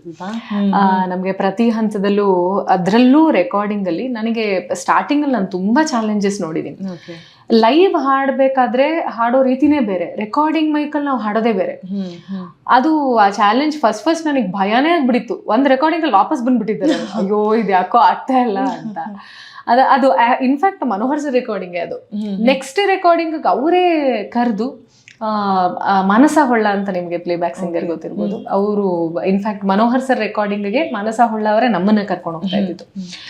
ಮಾನಸ ಹೊಳ್ಳ ಮತ್ತೆ ಮನೋಹರ್ ಸರ್ ಇಬ್ರು ನಿಲ್ಸ್ಬಿಟ್ಟು ಏನಾಗಿದೆ, ಏನೂ ಆಗಲ್ಲ, ಹಾಡು ಇವತ್ತು ಅಂತೆಲ್ಲ ಧೈರ್ಯ ತುಂಬಿ, ಅದಾದ್ಮೇಲೆ ಅವತ್ತು ಸ್ಟಾರ್ಟ್ ಆದ ಜರ್ನಿ. ಅದೇನ್ ಧೈರ್ಯ ಕೊಟ್ರು ಅವರು, ಅವತ್ತು ಶುರುವಾದ್ಮೇಲೆ ಇಲ್ಲಿ ತನಕ ನನಗೆ ಭಯ ಇಲ್ಲ ರೆಕಾರ್ಡಿಂಗ್ಸ್ ಅಲ್ಲಿ ಹಾಡ್ಬೇಕಾದ್ರೆ. ಓಕೆ, ಇನ್ನೊಬ್ರು ಶಾಸ್ತ್ರಿ ಸರ್. ಅವ್ರ ಬಗ್ಗೆ ಏನ್ ಹೇಳೋದು, ಅವ್ರೊಂಥರ ಬಿಗ್ ಎಕ್ಸಾಂಪಲ್. ಎಷ್ಟು ಜನ ಪ್ಲೇಬ್ಯಾಕ್ ಸಿಂಗರ್ಸ್ಗೆ ಅವ್ರ ಹಂಬಲ್ನೆಸ್ಗೆ ನನಗೆ ನಾನು ಅವ್ರನ್ನ ಸುಮಾರು ಕಾರ್ಯಕ್ರಮಗಳಲ್ಲಿ ನಾನು ಅವರು ರೆಫರ್ ಮಾಡಿದ್ರು ಅಂತ ಹೋಗ್ತಾ ಇದ್ದೆ. ಲಾಸ್ಟ್ ಒಂದು ಅವರು ಹೋಗೋಕ್ಕೆ ಒಂದು 2 ತಿಂಗಳ ಮುಂಚೆ ಒಂದು ಕಾರ್ಯಕ್ರಮಕ್ಕೆ ಅವರು ಫೋನ್ ಮಾಡಿ ನನ್ನ ಹತ್ರ ಮಾತಾಡಿದ್ರು. ನೀನು ಈ ಕಾರ್ಯಕ್ರಮಕ್ಕೆ ಹೋಗ್ಬಾ ಅಮ್ಮ, ನಾನು ಬರಬೇಕಿತ್ತು, ಅಕಸ್ಮಾತಾಗಿ ನನಗೇನು ಬೇರೆ ಕಮಿಟ್ಮೆಂಟ್ ಇರೋದ್ರಿಂದ ನೀನು ಹೋಗ್ಬಿಡ್ಬಾ ಅಂತ ಹೇಳಿ ನಾನು ಕಾರ್ಯಕ್ರಮಕ್ಕೆ ಹೋಗಿ ಬಂದಾದ್ಮೇಲೆ ಅಲ್ಲಿ ಅವ್ರಿಗೆ ಫೀಡ್ಬ್ಯಾಕ್ ಸಿಕ್ಕಿತ್ತು ಹೇಗೆ ಬಂತು ಅಂತ. ನನಗೆ ಮತ್ತೆ ಫೋನ್ ಮಾಡಿದ್ರು ಅವರು. ಫೋನ್ ಮಾಡಿ ತುಂಬಾ ಚೆನ್ನಾಗಿ ಹಾಡಿದಿರಂತೆ, ನಾನು ವಿಡಿಯೋಸ್ ಕೂಡ ನೋಡಿದೆ, ಬಹಳ ಸಂತೋಷ ಆಯ್ತಮ್ಮ, ಇದೇ ರೀತಿ ನಾನು ರೆಗ್ಯುಲರ್ ಆಗಿ ಕರೀತಾ ಇರ್ತೀನಿ, ನೀವು ನನ್ನ ಕಾರ್ಯಕ್ರಮಕ್ಕೆ ಅಟೆಂಡ್ ಆಗ್ಬೇಕು ಅಂತೆಲ್ಲ ಹೇಳಿದ್ರು. ಅದಾಗಿದ್ದು 2 ತಿಂಗಳಿಗೆ ಅವರ ನನಗೆ ಅದು ಇಟ್ ವಾಸ್ ಆಕ್ಚುಲಿ ಶಾಕಿಂಗ್. ಹಾಗೆ ಕೆಲವು ಸಲ ಲೈಫಲ್ಲಿ ಏನೇನೋ ಆಗೋಗತ್ತೆ. ಬಟ್ ಆ ಸಂಗೀತ ಆಗಿರ್ಬೋದು, ಸೊ ಅದೆಲ್ಲ ಜೀವಂತಿಕೆ ಇರುತ್ತೆ ಅಲ್ಲ ಮ್ಯಾಮ್, ಎಷ್ಟು ಆದ್ರೂ ಕೂಡ ಅಲ್ವಾ? ಖಂಡಿತ. ಅವ್ರ ಹಾಡುಗಳು ಅಷ್ಟೇ. ನಿಜವಾಗ್ಲೂ ಇಂಥ ಗಾಯಕರು ಅಥವಾ ಇಂಥ ಮ್ಯೂಸಿಕ್ ಡೈರೆಕ್ಟರ್ಸ್ ಎಲ್ಲ ನಮಗೇನ್ ಕೊಟ್ಟಿದ್ದಾರೋ ಅದೆಲ್ಲ ಸಿಲೆಬಸ್ ಲೆಸನ್. ಅವ್ರು ಕೊಟ್ಟಿರೋ ಒಂದೊಂದು ಹಾಡಿಂದನೂ ನಾವ್ ಏನಾದ್ರೂ ಒಂದು ಕಲಿತಾ ಹೋಗ್ಬೋದು. ಇನ್ನೊಬ್ರು ಅರ್ಜುನ್ ಜನ್ಯ ಸರ್, ನಾನು ಇಲ್ಲಿ ತನಕ ನೋಡಿರೋದ್ರಲ್ಲಿ ವಂಡರ್ಫುಲ್ ಹಾರ್ಟ್, ಅಷ್ಟು ಒಳ್ಳೆ ಮನಸ್ಸಿರೋ ವ್ಯಕ್ತಿ ನಾನು ನೋಡಿಲ್ಲ. ನಾನು ಸರಿಗಮಪ ಹೋಗಾದ್ಮೇಲೆ ನಾನು ಸರ್ನ ಮೀಟ್ ಮಾಡಿದ್ದು. ಪ್ರತಿ ಸಲ ನಮ್ಮ ಸಾಂಗ್ ಆದ್ಮೇಲೆ ಕಮೆಂಟ್ಸ್ಗೆ ಅಂತ ನಾವು ನಿಂತಾಗ ನಮ್ಗೊಂದಲ್ಲೊಂದು ಭಯ ಇರುತ್ತೆ, ಏನೋ ಇತ್ಲೋ ಏನು ಹೇಳ್ತಾರೋ ಏನೋ ಅಂತ. ನಿಮಗೆ ಅಟ್ ದ ಸೇಮ್ ಟೈಮ್ ಅವರು ನಮ್ಮ ಒಳ್ಳೇದನ್ನು ಹೇಳಬೇಕು, ನಾವು ಮಾಡಿದ ತಪ್ಪುಗಳನ್ನು ತಿದ್ದಬೇಕು. ಅವರು ಆ ತಿದ್ದೋ ಒಂದು ಪ್ರೋಸೆಸ್ ಇದೆಯಲ್ಲ, ಅದನ್ನ ಜನ್ಯ ಸರ್ ಅಷ್ಟು ಸ್ವೀಟ್ ಆಗಿ ಯಾರು ಮಾಡಲ್ಲ ಬಹುಶಃ ಅನ್ಸುತ್ತೆ. ಅಷ್ಟು ಸ್ವೀಟ್ ಆಗಿ ನಮ್ಮನ್ನ ಹೀಗ್ ಬರ್ಬೋದಾಗಿತ್ತು, ಹೀಗ್ ಮಾಡ್ಬೋದಾಗಿತ್ತು, ಆದ್ರೂ ಇದು ಚೆನ್ನಾಗಿತ್ತು ಅಂತ ನಮ್ಮನ್ನ ಎನ್ಕರೇಜ್ ಮಾಡಿ ಪ್ರತಿ ಹಂತದಲ್ಲೂ, ಆಮೇಲೆ ಸ್ಪೆಷಲಿ ಯಾವುದೋ ಒಂದು ಸಣ್ಣ ವಿಷಯನ ದೊಡ್ಡದಾಗಿ ನಮ್ಗೆ ತೋರಿಸಿ, ಇದು ನಿಮ್ಮ ಅಡ್ವಾಂಟೇಜ್, ಆ ವಾಯ್ಸ್ ಚೆನ್ನಾಗಿತ್ತು, ಆ ತರ ಎಕ್ಸ್ಪ್ರೆಷನ್ ಚೆನ್ನಾಗಿತ್ತು ಅಂತ ಹೆಚ್ಚು ನಮ್ಗೆ ಎನ್ಕರೇಜ್ ಮಾಡ್ತಿದ್ರು. Such a wonderful person. So ಆ ಜರ್ನಿ ಹೇಳಿ ಮ್ಯಾಮ್, ಸರಿಗಮಪದಲ್ಲಿ ನೀವು ಪಾರ್ಟಿಸಿಪೇಟ್ ಮಾಡಿದಂಥದ್ದಾಗಿರ್ಬೋದು, ಸೊ ಅಲ್ಲಿ ಹಾಡಿದಕ್ಕೆ ರಿಯಾಕ್ಷನ್, ಜಡ್ಜಸ್ ಕೊಟ್ಟಿರುವಂತ ರಿಯಾಕ್ಷನ್ಸ್ ಆಗಿರ್ಬೋದು, ಸೊ ಈಗ್ಲೂ ನನ್ನನ್ನು ತುಂಬಾ ಕಾಡುತ್ತೆ ಅಂತ ಹೇಳುವಂಥದ್ದು ಯಾವ್ದಾದ್ರು ಸನ್ನಿವೇಶ ಇದೆಯಾ? ಸರಿಗಮಪ ನನ್ನ ಲೈಫಲ್ಲಿ ದೊಡ್ಡ ತಿರುವು. ನನಗೆ ದೊಡ್ಡ ದೊಡ್ಡ ಅವಕಾಶಗಳನ್ನ ಕೊಟ್ಟಂತ, ನಾನು ಜಿ ಚಾನೆಲ್ಗಾಗ್ಲಿ ಅಥವಾ ಸರಿಗಮಪ ಟೀಮ್ಗೆ ನನಗದೇನೋ ಒಂಥರ ತವ್ರ ಮನೆ ತರ. ನನಗೆ ತುಂಬಾ ಇಷ್ಟ ಅವರ ಟೀಮ್ ಆಗಿರ್ಬೋದು. ಅಲ್ಲಿಗೆ ಹೋದ್ರೆ ನೀವು ಮನೆಯಲ್ಲೇ ಇರೋಷ್ಟು ಕಂಫರ್ಟ್ ಲೆವೆಲ್ ಫೀಲ್ ಆಗುತ್ತೆ. ಅಷ್ಟು ನಮಗೆ ಎನ್ಕರೇಜ್ ಮಾಡ್ತಾರೆ. ಸ್ಟಾರ್ಟಿಂಗ್ ನಾನು ಜನರಲ್ ಆಡಿಷನ್ಸ್ಗೆ ಹೋದಾಗ ಸಿದ್ಧಗಂಗಾ ಸ್ಕೂಲಲ್ಲಿ ಅನ್ಸುತ್ತೆ ನಡೆದಿದ್ದು. ಅಲ್ಲಿ ಫಸ್ಟ್ ಹಂತದಲ್ಲಿ ಹೋಗಿ ಅದಾದ್ಮೇಲೆ ಸುಚೇತನ್ ಸರ್ ಹತ್ರ ಸೆಲೆಕ್ಟ್ ಆಗಿ ಅವರು ಸೆಲೆಕ್ಟ್ ಮಾಡಿ ಸುಮಾರು ಪ್ರೋಸೆಸ್ ಇತ್ತು. ಫಸ್ಟ್ ಬ್ಲೈಂಡ್ ಆಡಿಷನ್ಸ್ ಇರತ್ತಲ್ಲ, ಅವಾಗ ಅವತ್ತು ಹೋಗಿದ್ರಿ, ಮರೆಯಕ್ಕೆ ಆಗಲ್ಲ. ಪೂಜಿಸಲೆಂದೇ ಹೂಗಳ ತಂದೆ ಹಾಡಿದ್ದೆ ನಾನು. ತುಂಬಾ ಹೆದರ್ಕೊಂಡ್ಬಿಟ್ಟಿದ್ದೆ ನಾನು. ಆಕ್ಚುಲಿ ಇಷ್ಟು ಲೈವ್ ಶೋಸ್ ಎಲ್ಲ ಕೊಟ್ಮೇಲೆ ಸ್ಟೇಜ್ ಮೇಲೆ ಹೆದರ್ತಿರ್ಲಿಲ್ಲ, ನಂಗೆ ಸಹಜ ಆಗಿತ್ತು ಹಾಡ್ತಿದ್ದು. ಇಲ್ಲಿಗೆ ಹೋಗೋರು ಮುಂದೆ ನಿಂತ್ಕೊಂಡ್ಮೇಲೆ ಅಲ್ಲಿ ಒಂದು ಟೇಕ್ ಶುರುವಾಗೋದಕ್ಕೆ ಅಂತ ಅದಕ್ಕಿಂತ ಮುಂಚೆ ಒಂದು 2 minutes 3 minutes ಬ್ರೇಕ್ ಇರುತ್ತೆ. ಸ್ವಲ್ಪ ಅದೆಲ್ಲ ಪೊಸಿಷನ್ಸ್ ಎಲ್ಲ ನೋಡ್ಕೋಬೇಕು, ಮ್ಯೂಸಿಷಿಯನ್ಸ್ ಒಂದ್ಸಲಿ ರಿಹರ್ಸಲ್ ಎಲ್ಲ ಕೊಡ್ಬೇಕು. ಅಲ್ಲಿ ನಿಂತಿದ್ದೀನಿ ನಾನು, ಕೈ ಕಾಲೆಲ್ಲ ನಡುತ್ತಾ ಇದೆ. ಎದುರುಗಡೆ ವಿ.ಪಿ. ಸರ್ ಇದ್ದಾರೆ, ಜನ್ಯ ಸರ್ ಇದ್ದಾರೆ, ರಾಜೇಶ್ ಕೃಷ್ಣನ್ ಸರ್ ಕೂಡ ಇದ್ರು, ಅಂಡ್ ಹಂಸಲೇಖ ಸರ್. 4 ಜನ ಇದ್ದಾರೆ. ಎಷ್ಟು ಅವಾಯ್ಡ್ ಮಾಡ್ತಾ ಇದ್ದೀನಿ, ನನಗೆ ಕಾಲ್ ನಡ್ಕೊಂಡು ನಿಲ್ತಾ ಇಲ್ಲ. ಅಲ್ಲಿ ನೋಡ್ತಾ ಇದ್ದೀನಿ, ಇಲ್ಲಿ ನೋಡ್ತಾ ಇದ್ದೀನಿ. ಆ್ಯಂಡ್ ಅವ್ರಿಗೆ ಅದೊಂದು ವೆಯ್ಟಿಂಗ್ ಇರುತ್ತೆ, ಹೆಂಗೆ ಹಾಡ್ತಾರೆ ಅಂತ ವೆಯ್ಟ್ ಮಾಡ್ತಾ ಇರ್ತಾರೆ. ಅದೊಂದು ಎಕ್ಸ್ಪ್ರೆಷನ್ ಅವ್ರು ನೋಡ್ತಾ ಇದ್ದಾರೆ. ನನಗೆ ಓಕೆ ಟೇಕ್ ಆಗಿಬಿಟ್ರೆ ಸಾಕು, ನಾನು ಹೆಂಗೋ ಹಾಡ್ಬಿಟ್ರೆ ಸಾಕು, ಫಸ್ಟ್ ಇಲ್ಲಿ ಹೋಗ್ಬಿಟ್ರೆ ಸಾಕು ಅನ್ನೋ ಲೆವೆಲ್ಗೆ ಇದು ಇದ್ದಿದ್ದು. ಆ್ಯಂಡ್ ಆಮೇಲೆ ಪೂಜಿಸಲೆಂದೇ ಹೂಗಳ ತಂದೆ ಹಾಡಿದೆ. ಭಕ್ತಿನೇ ಹಾಡಿದ್ರಿ? ಆಕ್ಚುಲಿ ಚೆನ್ನಾಗಿ ನೋಡಿ, ಎಷ್ಟು ಕೋಇನ್ಸಿಡೆನ್ಸ್. ಆ್ಯಂಡ್ ಹಾಡಾದ್ಮೇಲೆ ಒಳ್ಳೊಳ್ಳೆ ಇದೇ ಬಂತು, ರೆಸ್ಪಾನ್ಸೇ ಬಂತು. ಅವತ್ತು ಹೆಂಗೆ ಅಂದರೆ ನಾವು ಸಿಕ್ಕಾಪಡೆ ಪಾರ್ಟಿಸಿಪೆಂಟ್ಸ್ ಇದ್ವಿ. ಸೊ ವೆಯ್ಟಿಂಗ್ ಲಿಸ್ಟಲ್ಲಿ ಇಟ್ಟಿದ್ರು ನನ್ನ. ಅದಾಯಿತು, ಬಂದೆ ಈಚೆ ಕಡೆ. ನನಗೆ ವೆಯ್ಟಿಂಗ್ ಲಿಸ್ಟ್ ಅನ್ನೋಕ್ಕಿಂತ ನನಗೆ ಅವ್ರ ರಿಯಾಕ್ಷನ್ಸ್ ಲಾಸ್ಟಿಗೆ ಏನಾಗ್ಬೋದು, ಯಾರಿಗೆ ಬರ್ಬೋದು ಏನು ಅಂತ. ಆ ಸೀಸನಲ್ಲಿ ಹೆಂಗೆ ಅಂದರೆ ನನ್ನ ಜೊತೆ ಆಡಿಷನ್ಸಿಗೆ ಬಂದಿದ್ದು ಇನ್ನೂ ಒಬ್ರು ಟೀಚರ್ ಇದ್ರು. ಸೊ ನಾವು ಇಬ್ಬರೇ ಟೀಚರ್ಸು. ಅವ್ರು ಫೈನಲ್ ಆಗಿ ನಾವು ಸೆಲೆಕ್ಟ್ ಮಾಡಬೇಕಾದ್ರೆ ಏನು ಹೇಳಿದ್ರು, ನಾನು ಈ ಸಲ ಶಿಕ್ಷಕಿ ಆಗಿದ್ದು ಶಿಕ್ಷಣ ಕಲಿಯೋದಕ್ಕೆ ಅಂತ ಇಲ್ಲಿ ಬಂದವ್ರನ್ನ ಸೆಲೆಕ್ಟ್ ಮಾಡ್ತಿದ್ದೀನಿ ಅಂತಂದ್ರು ಹಂಸಲೇಖ ಸರ್. ನನಗೆ ಅವಾಗ್ಲೂ ಗೊತ್ತಾಗ್ತಿಲ್ಲ ನಾನೇನಾ ಇನ್ನೊಬ್ರು ಟೀಚರಾ ಅಂತ. ಫೈನಲ್ ಆಗಿ ರಮ್ಯಾ ಟೀಚರ್ ಬನ್ನಿ ಅಂದ್ರು. ನನಗೆ ಎಲ್ಲೆಲ್ಲದ ಖುಷಿ. ಹಂಸಲೇಖ ಸರ್ ಹತ್ರ ಓಡೋಗಿ ಅವರು ಮೆಡಲ್ ಹಾಕಿ ಅಂಡ್ ಅವಾಗ VP ಸರ್, ಜನಿಯಾ ಸರ್ ಎಲ್ಲರೂ ಹೇಳಿದ್ರು ತುಂಬಾ ಚೆನ್ನಾಗಿತ್ತು ಸಾಂಗು, ತುಂಬಾ ಚೆನ್ನಾಗಿ ಹಾಡಿದ್ರಿ, ನಿಮ್ ವಾಯ್ಸ್ ಚೆನ್ನಾಗಿದೆ ಅಂತೆಲ್ಲ. ಸೊ ಆ ಫಸ್ಟ್ ಎಕ್ಸೈಟ್ಮೆಂಟ್ ಇದೆಯಲ್ಲ ಇವತ್ತಿಗೂ ನನಗೆ ಅದನ್ನ ಕೇಳಿಸ್ಕೊಂಡಾಗೆಲ್ಲ ಮೆಮೊರಿ ಯಾವತ್ತೂ ಕೂಡ ಗೋಲ್ಡನ್ ಮೆಮೊರಿ ಅಂತಾನೆ ಹೇಳ್ಬೋದು. ಹಾಡಾಡ್ಬೋದಾ ಮ್ಯಾಮ್ ಒಂದ್ಸಲ ಪೂಜಿಸಲೆಂದೇ? ಒಲಿದರು ಚೆನ್ನ ಮುನಿದರು ಚೆನ್ನ ನಿನ್ನ ಸರಿ ಬಾಳಿಗೆ ಚೆನ್ನ.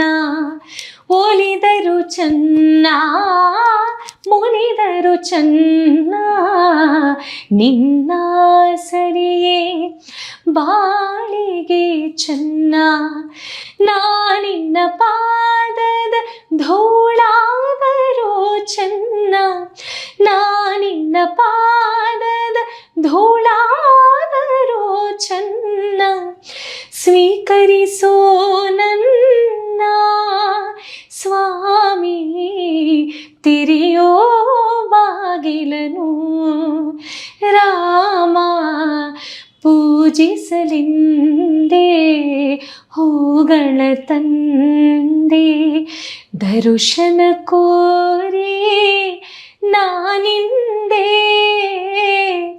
ಪೂಜಿಸಲೆಂದೇ ಹೂಗಳ ತಂದೆ. ಸೆಲೆಕ್ಟ್ ಆಗದೆ ಬಿಟ್ಟಾರ ಮ್ಯಾಮ್. ತುಂಬಾ ಚೆನ್ನಾಗಿ ಆಡಿದ್ರೆ ಆಕ್ಚುಲಿ. ಸೊ ನಿಮಗೆ ಬೇಸಿಕಲಿ ಯಾವ್ದು ತುಂಬಾ ಇಷ್ಟ ಆಗುತ್ತೆ? ಯಾಕಂತಂದ್ರೆ ಡಿವೋಷನಲ್ ನಿಮ್ಮ ಕೈ ಹಿಡಿದಂತಹ ಒಂದು ಪ್ರಕಾರ ಅಂತಾನೆ ಹೇಳ್ಬೋದು. ಸೊ ನೀವು ತುಂಬಾ ಎಂಜಾಯ್ ಮಾಡುವಂಥದ್ದು ಯಾವ್ದನ್ನ, ಯಾವ ತರದ ಹಾಡುಗಳನ್ನ ಹಾಡೋದನ್ನ ತುಂಬಾ ಎಂಜಾಯ್ ಮಾಡ್ತೀರಾ? ನನಗೆ ಡಿವೋಷನಲ್ ಸಾಂಗ್ಸ್ ಇಷ್ಟ. ನನ್ನ ಕಂಫರ್ಟ್ ಲೆವೆಲ್ ಭಾವಗೀತೆಗಳು. ನನಗೆ ನಾನು ಬಂದಿದ್ದೆ ಸುಗಮ ಸಂಗೀತ ಕ್ಷೇತ್ರದಿಂದ, ಸೊ ಹೆಚ್ಚು ಭಾವಗೀತೆಗಳು ಅಂದ್ರೆ ನನಗೆ ತುಂಬಾ ಒಂಥರ ಆರಾಮಾಗೋಕೆ ಅಂತ ಹಾಡೋ ಗೀತೆಗಳು. ಇನ್ಫ್ಯಾಕ್ಟ್ ಫಿಲ್ಮ್ ಸಾಂಗ್ಸ್ ನನಗೆ ತುಂಬಾ ಇಷ್ಟ. ಮೆಲೋಡಿ ಬೇಸ್ಡ್ ಸಾಂಗ್ಸ್, ಕೆಲವು ಫಾಸ್ಟ್ ನಂಬರ್ಸ್ ಅಂತದೆಲ್ಲ ಇಷ್ಟ. ಸೊ ಮಾತುಕತೆ ಮುಂದುವರಿಸುವ ಅದಕ್ಕಿಂತ ಮುಂಚೆ ಇನ್ನೊಂದು ಗೇಮ್ ಇದೆ. ಸೊ ಇದೇನಪ್ಪಾ ಅಂತಂದ್ರೆ ಒಂದಷ್ಟು ಚಿತ್ರಗಳನ್ನು ನಾನು ತೋರಿಸ್ತೇನೆ.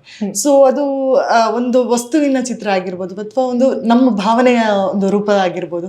ಸೊ ಅದನ್ನ ನೋಡಿ ಆ ಕ್ಷಣಕ್ಕೆ ಯಾವ ಹಾಡು ನಿಮ್ಮಲ್ಲಿ ಹುಟ್ಟುತ್ತೆ, ಯಾವ್ದು ಹಾಡು ಕೂಡ ಆಗಿರ್ಬೋದು. ಸೊ ಆ ಸಂದರ್ಭಕ್ಕೆ ಯಾವ ಹಾಡು ಆಡಬೇಕು ಅಂತ ಅನ್ಸುತ್ತೆ, ಆ ಒಂದು ಚಿತ್ರಕ್ಕೆ ಸರಿ ಹೊಂದುವಾಗೆ ಅಂತ ಹೇಳ್ಬೇಕು. ಓಕೆ.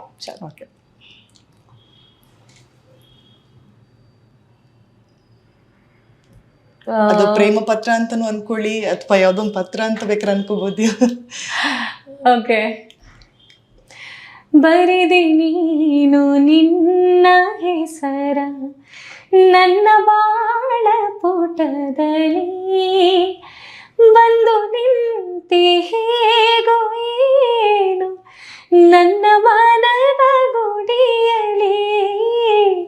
ಬರೆದೆ ನೀನು ನಿನ್ನ ಹೆಸರ ನನ್ನ ಬಾಳ ಪುಟದಲ್ಲಿ. ಒಂದು ವಸ್ತುವಿಗೆ ಒಂದು ಜೀವಂತಿಕೆ ಕೊಡೋದಂದ್ರೆ ಇದೆ ಅಂತ ಅನ್ಸುತ್ತಲ್ಲ. ರಾಂಡಮ್ ಆಗಿ ಜೀವಂತಿಕೆ ಬರೆಸ್ತಾ ಇದ್ದೀರಾ. Okay, next Ganesha. Okay, Ganapati ಅಂತಂದ್ರೆ ನನಗೆ ಒಂದು ನೆಚ್ಚಿನ ಗಣಪತಿ ಗೀತೆ ಇದೆ. ಅದು ದಿವಂಗತ ನಾಗಭೂಷಣ್ ರಾವ್ ಅಂತ ಕವಿಗಳು ಅವರು ಒಂದು ಗೀತೆ. ನಾನು ಎಲ್ಲಾ ಸ್ಟೇಜಲ್ಲೂ ಇನ್ವೊಕೇಶನ್ ಅಂದ್ರೆ ಫಸ್ಟ್ ನನಗೆ ಜ್ಞಾಪಕ ಬರ್ತಿದೆ ಅದೇ ಹಾಡು. ಕೋಟಿ ಕೋಟಿ ನಮನ ನಿನಗೆ ಮಹಾಗಣಪತಿ, ಲಕ್ಷ ಲಕ್ಷ ದೀಪಾರ್ಚನೆ ದಿವ್ಯ ಗಣಪತಿ. ಕೋಟಿ ಕೋಟಿ ನಮನ ನಿನಗೆ ಮಹಾಗಣಪತಿ, ಲಕ್ಷ ಲಕ್ಷ ದೀಪಾರ್ಚನೆ ದಿವ್ಯ ಗಣಪತಿ. ಮಹಾಗಣಪತಿ ದಿವ್ಯ ಗಣಪತಿ ಮಹಾಗಣಪತಿ. ಕೋಟಿ ಕೋಟಿ ನಮನ ನಿನಗೆ ಮಹಾಗಣಪತಿ, ಲಕ್ಷ ಲಕ್ಷ ದೀಪಾರ್ಚನೆ ದಿವ್ಯ ಗಣಪತಿ. ಲಕ್ಷ ಲಕ್ಷ ದೀಪಾರ್ಚನೆ ದಿವ್ಯ ಗಣಪತಿ. ಚೆನ್ನಾಗಿತ್ತು ma'am. Thank you. One more.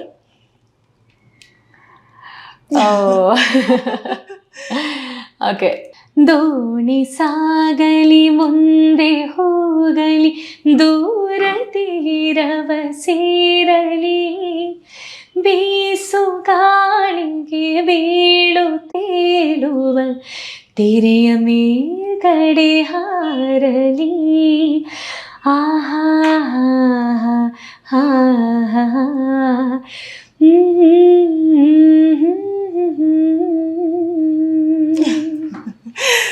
Okay, ಇನ್ನ ಕೇಳ್ತಾನೆ ಹೋಗೋಣ ಅಂತ ಅನ್ಸುತ್ತೆ ನನಗೆ. ಆದ್ರೂ ಇದು ಕಡೆಯ ಚಿತ್ರ.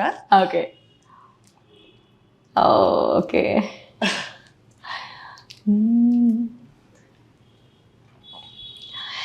ಆಕಾಶದಾಗೆ ಯಾರೋ ಮಾಯಗಾರನು ಚಿತ್ತಾರ ಮಾಡಿ ಹೋಗೋನೇ ಈ ಭೂಮಿ ಮ್ಯಾಗೆ ಯಾರೋ ತೋಟಗಾರನು ಮಲೆನಾಡ ಮಾಡಿ ಹೋಗೋನೇ ಬೆಳ್ಳಿ ಹಕ್ಕಿಯಾಗಿ ಹಾರಿ ಹೋಗಿ ನಾವು ಸಂಚಾರ ಮಾಡುವ ಬಾರ ಆಕಾಶದಾಗೆ ಯಾರೋ ಮಾಯಗಾರನು ಚಿತ್ತಾರ ಮಾಡಿ ಹೋಗೋನೇ ಈ ಭೂಮಿ ಮ್ಯಾಗೆ ಯಾರೋ ತೋಟಗಾರನು ಮಲೆನಾಡ ಮಾಡಿ ಹೋಗೋನೇ. Super ma'am. ನಾನು ಆಕ್ಚುಲಿ ಬೇರೆ ಅನ್ಕೊಂಡಿದ್ದೆ, ಬಟ್ ನೀವೇ ಹಾಡಾಡಿದ್ರಿ. ಸೊ ನೀವು ಸುಗಮ ಸಂಗೀತ ಗಾಯಕರಾಗಿರೋ ಕಾರಣಕ್ಕೆ ಇನ್ನೊಂದು ಚೋದಿಸ್ತೀನಿ, ಕಡೆಯದು. ಆಬ್ವಿಯಸ್ಲಿ ಇದನ್ನ ನೋಡಿದ್ರೆ ಯಾರಿಗಾದ್ರು ದೀಪವು ನಿನ್ನದೇ ಗಾಳಿಯು ನಿನ್ನದೇ ಆರದಿರಲಿ ಬೆಳಕು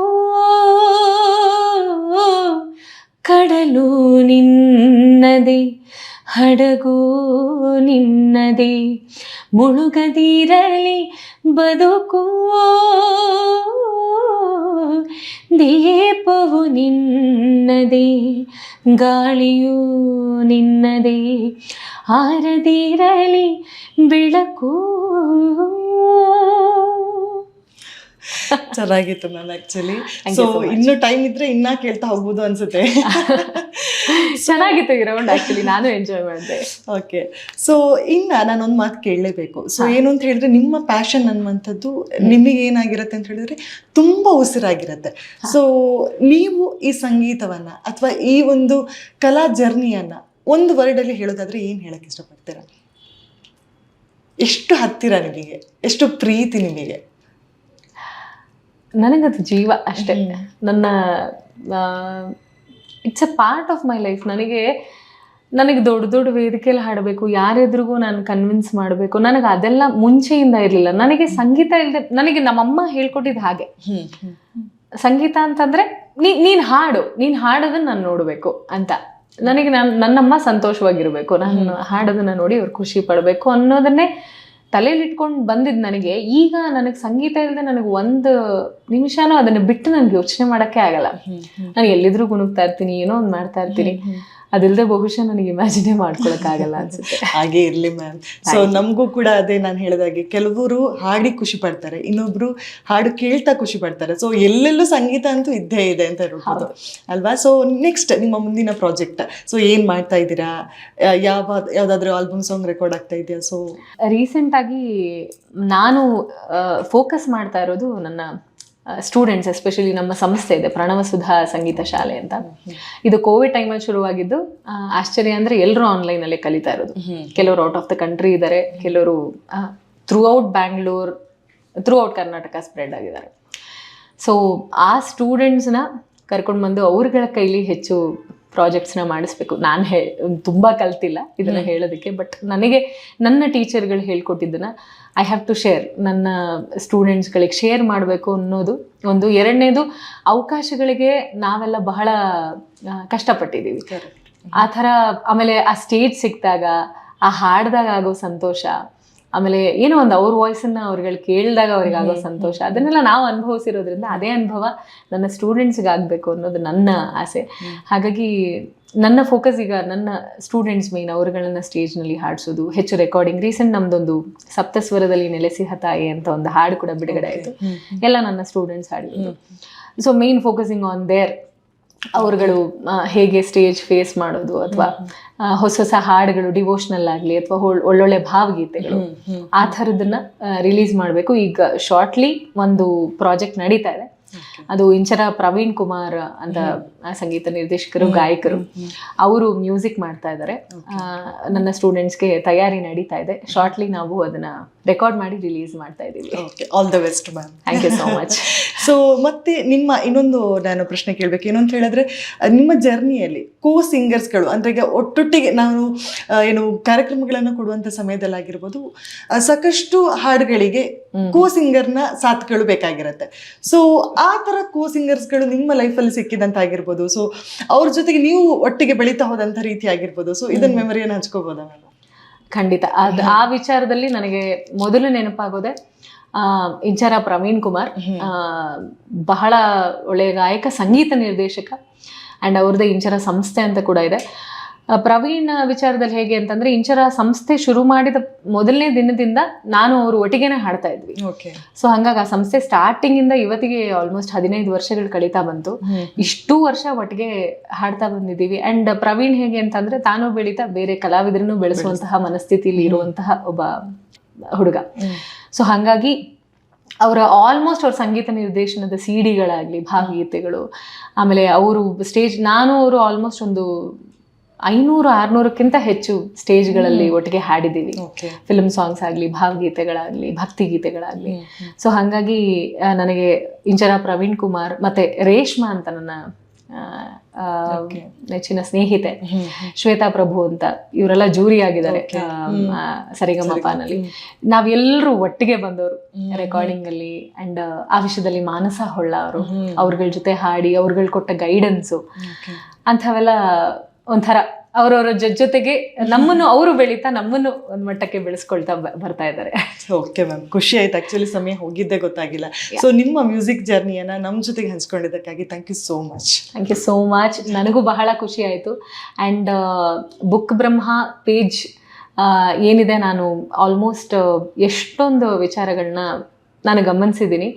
ಹೆಚ್ಚು ಹೆಚ್ಚು ಉದಯೋನ್ಮುಖ ಕಲಾವಿದರಿಗೆ ಅಥವಾ ಬೆಳೀತಾ ಇರೋವಂಥವರಿಗೆ ಬಹಳ ಪ್ರೋತ್ಸಾಹ, ಒಳ್ಳೆಯ ಮಾತುಗಳು ನನ್ನನ್ನು ಇನ್ಕ್ಲೂಡ್ ಮಾಡಿಕೊಂಡು ಹೇಳ್ತಾ ಇದ್ದೀನಿ. ನನಗದು ಆ ಪೇಜಿಂದ ಸಿಕ್ಕಿದೆ. ಸೊ ಹಾಗಾಗಿ ನೋಡ್ತಿರೋರು ಎಲ್ರಿಗೂ ನಾನು ಹೇಳ್ತಾ ಇದ್ದೀನಿ, ನಿಮ್ಮ ಸ್ನೇಹಿತರಿಗೂ ಹೇಳಿ, ಎಲ್ಲರೂ ಕೂಡ ಬುಕ್ ಬ್ರಹ್ಮ ಪೇಜನ್ನ ಫಾಲೋ ಮಾಡಿ. ಆ್ಯಂಡ್ ಹೆಚ್ಚು ಹೆಚ್ಚು ಈ ತರಹದ ಒಳ್ಳೊಳ್ಳೆ ಕಾರ್ಯಕ್ರಮಗಳನ್ನ ನೀವು ನೋಡಬಹುದು. ಆ್ಯಂಡ್ ಥ್ಯಾಂಕ್ ಯು ಪ್ರಜ್ಞಾ, ನಿಮ್ಮ ಜೊತೆ ಮಾತಾಡ್ತಾ ನಂಗೆ ಟೈಮ್ ಹೋಗಿದ್ದೆ ಗೊತ್ತಾಗಲಿಲ್ಲ. ಇಟ್ ವಾಸ್ ಅ ನೈಸ್, ಒಂಥರ ಇಂಟರ್ವ್ಯೂ ಥರ ಇರಲಿಲ್ಲ, ಒಳ್ಳೆ ಸ್ನೇಹಿತೆ ಜೊತೆ ಮಾತು ಹಂಚ್ಕೊಂಡಿದ್ದ ಥರ ಇತ್ತು. ಸೇಮ್ ಹಿಯರ್ ಮ್ಯಾಮ್, ನನಗೂ ಅಷ್ಟೇ ಖುಷಿ ಆಯಿತು. Thank you so much. Thank you so much. Thank you.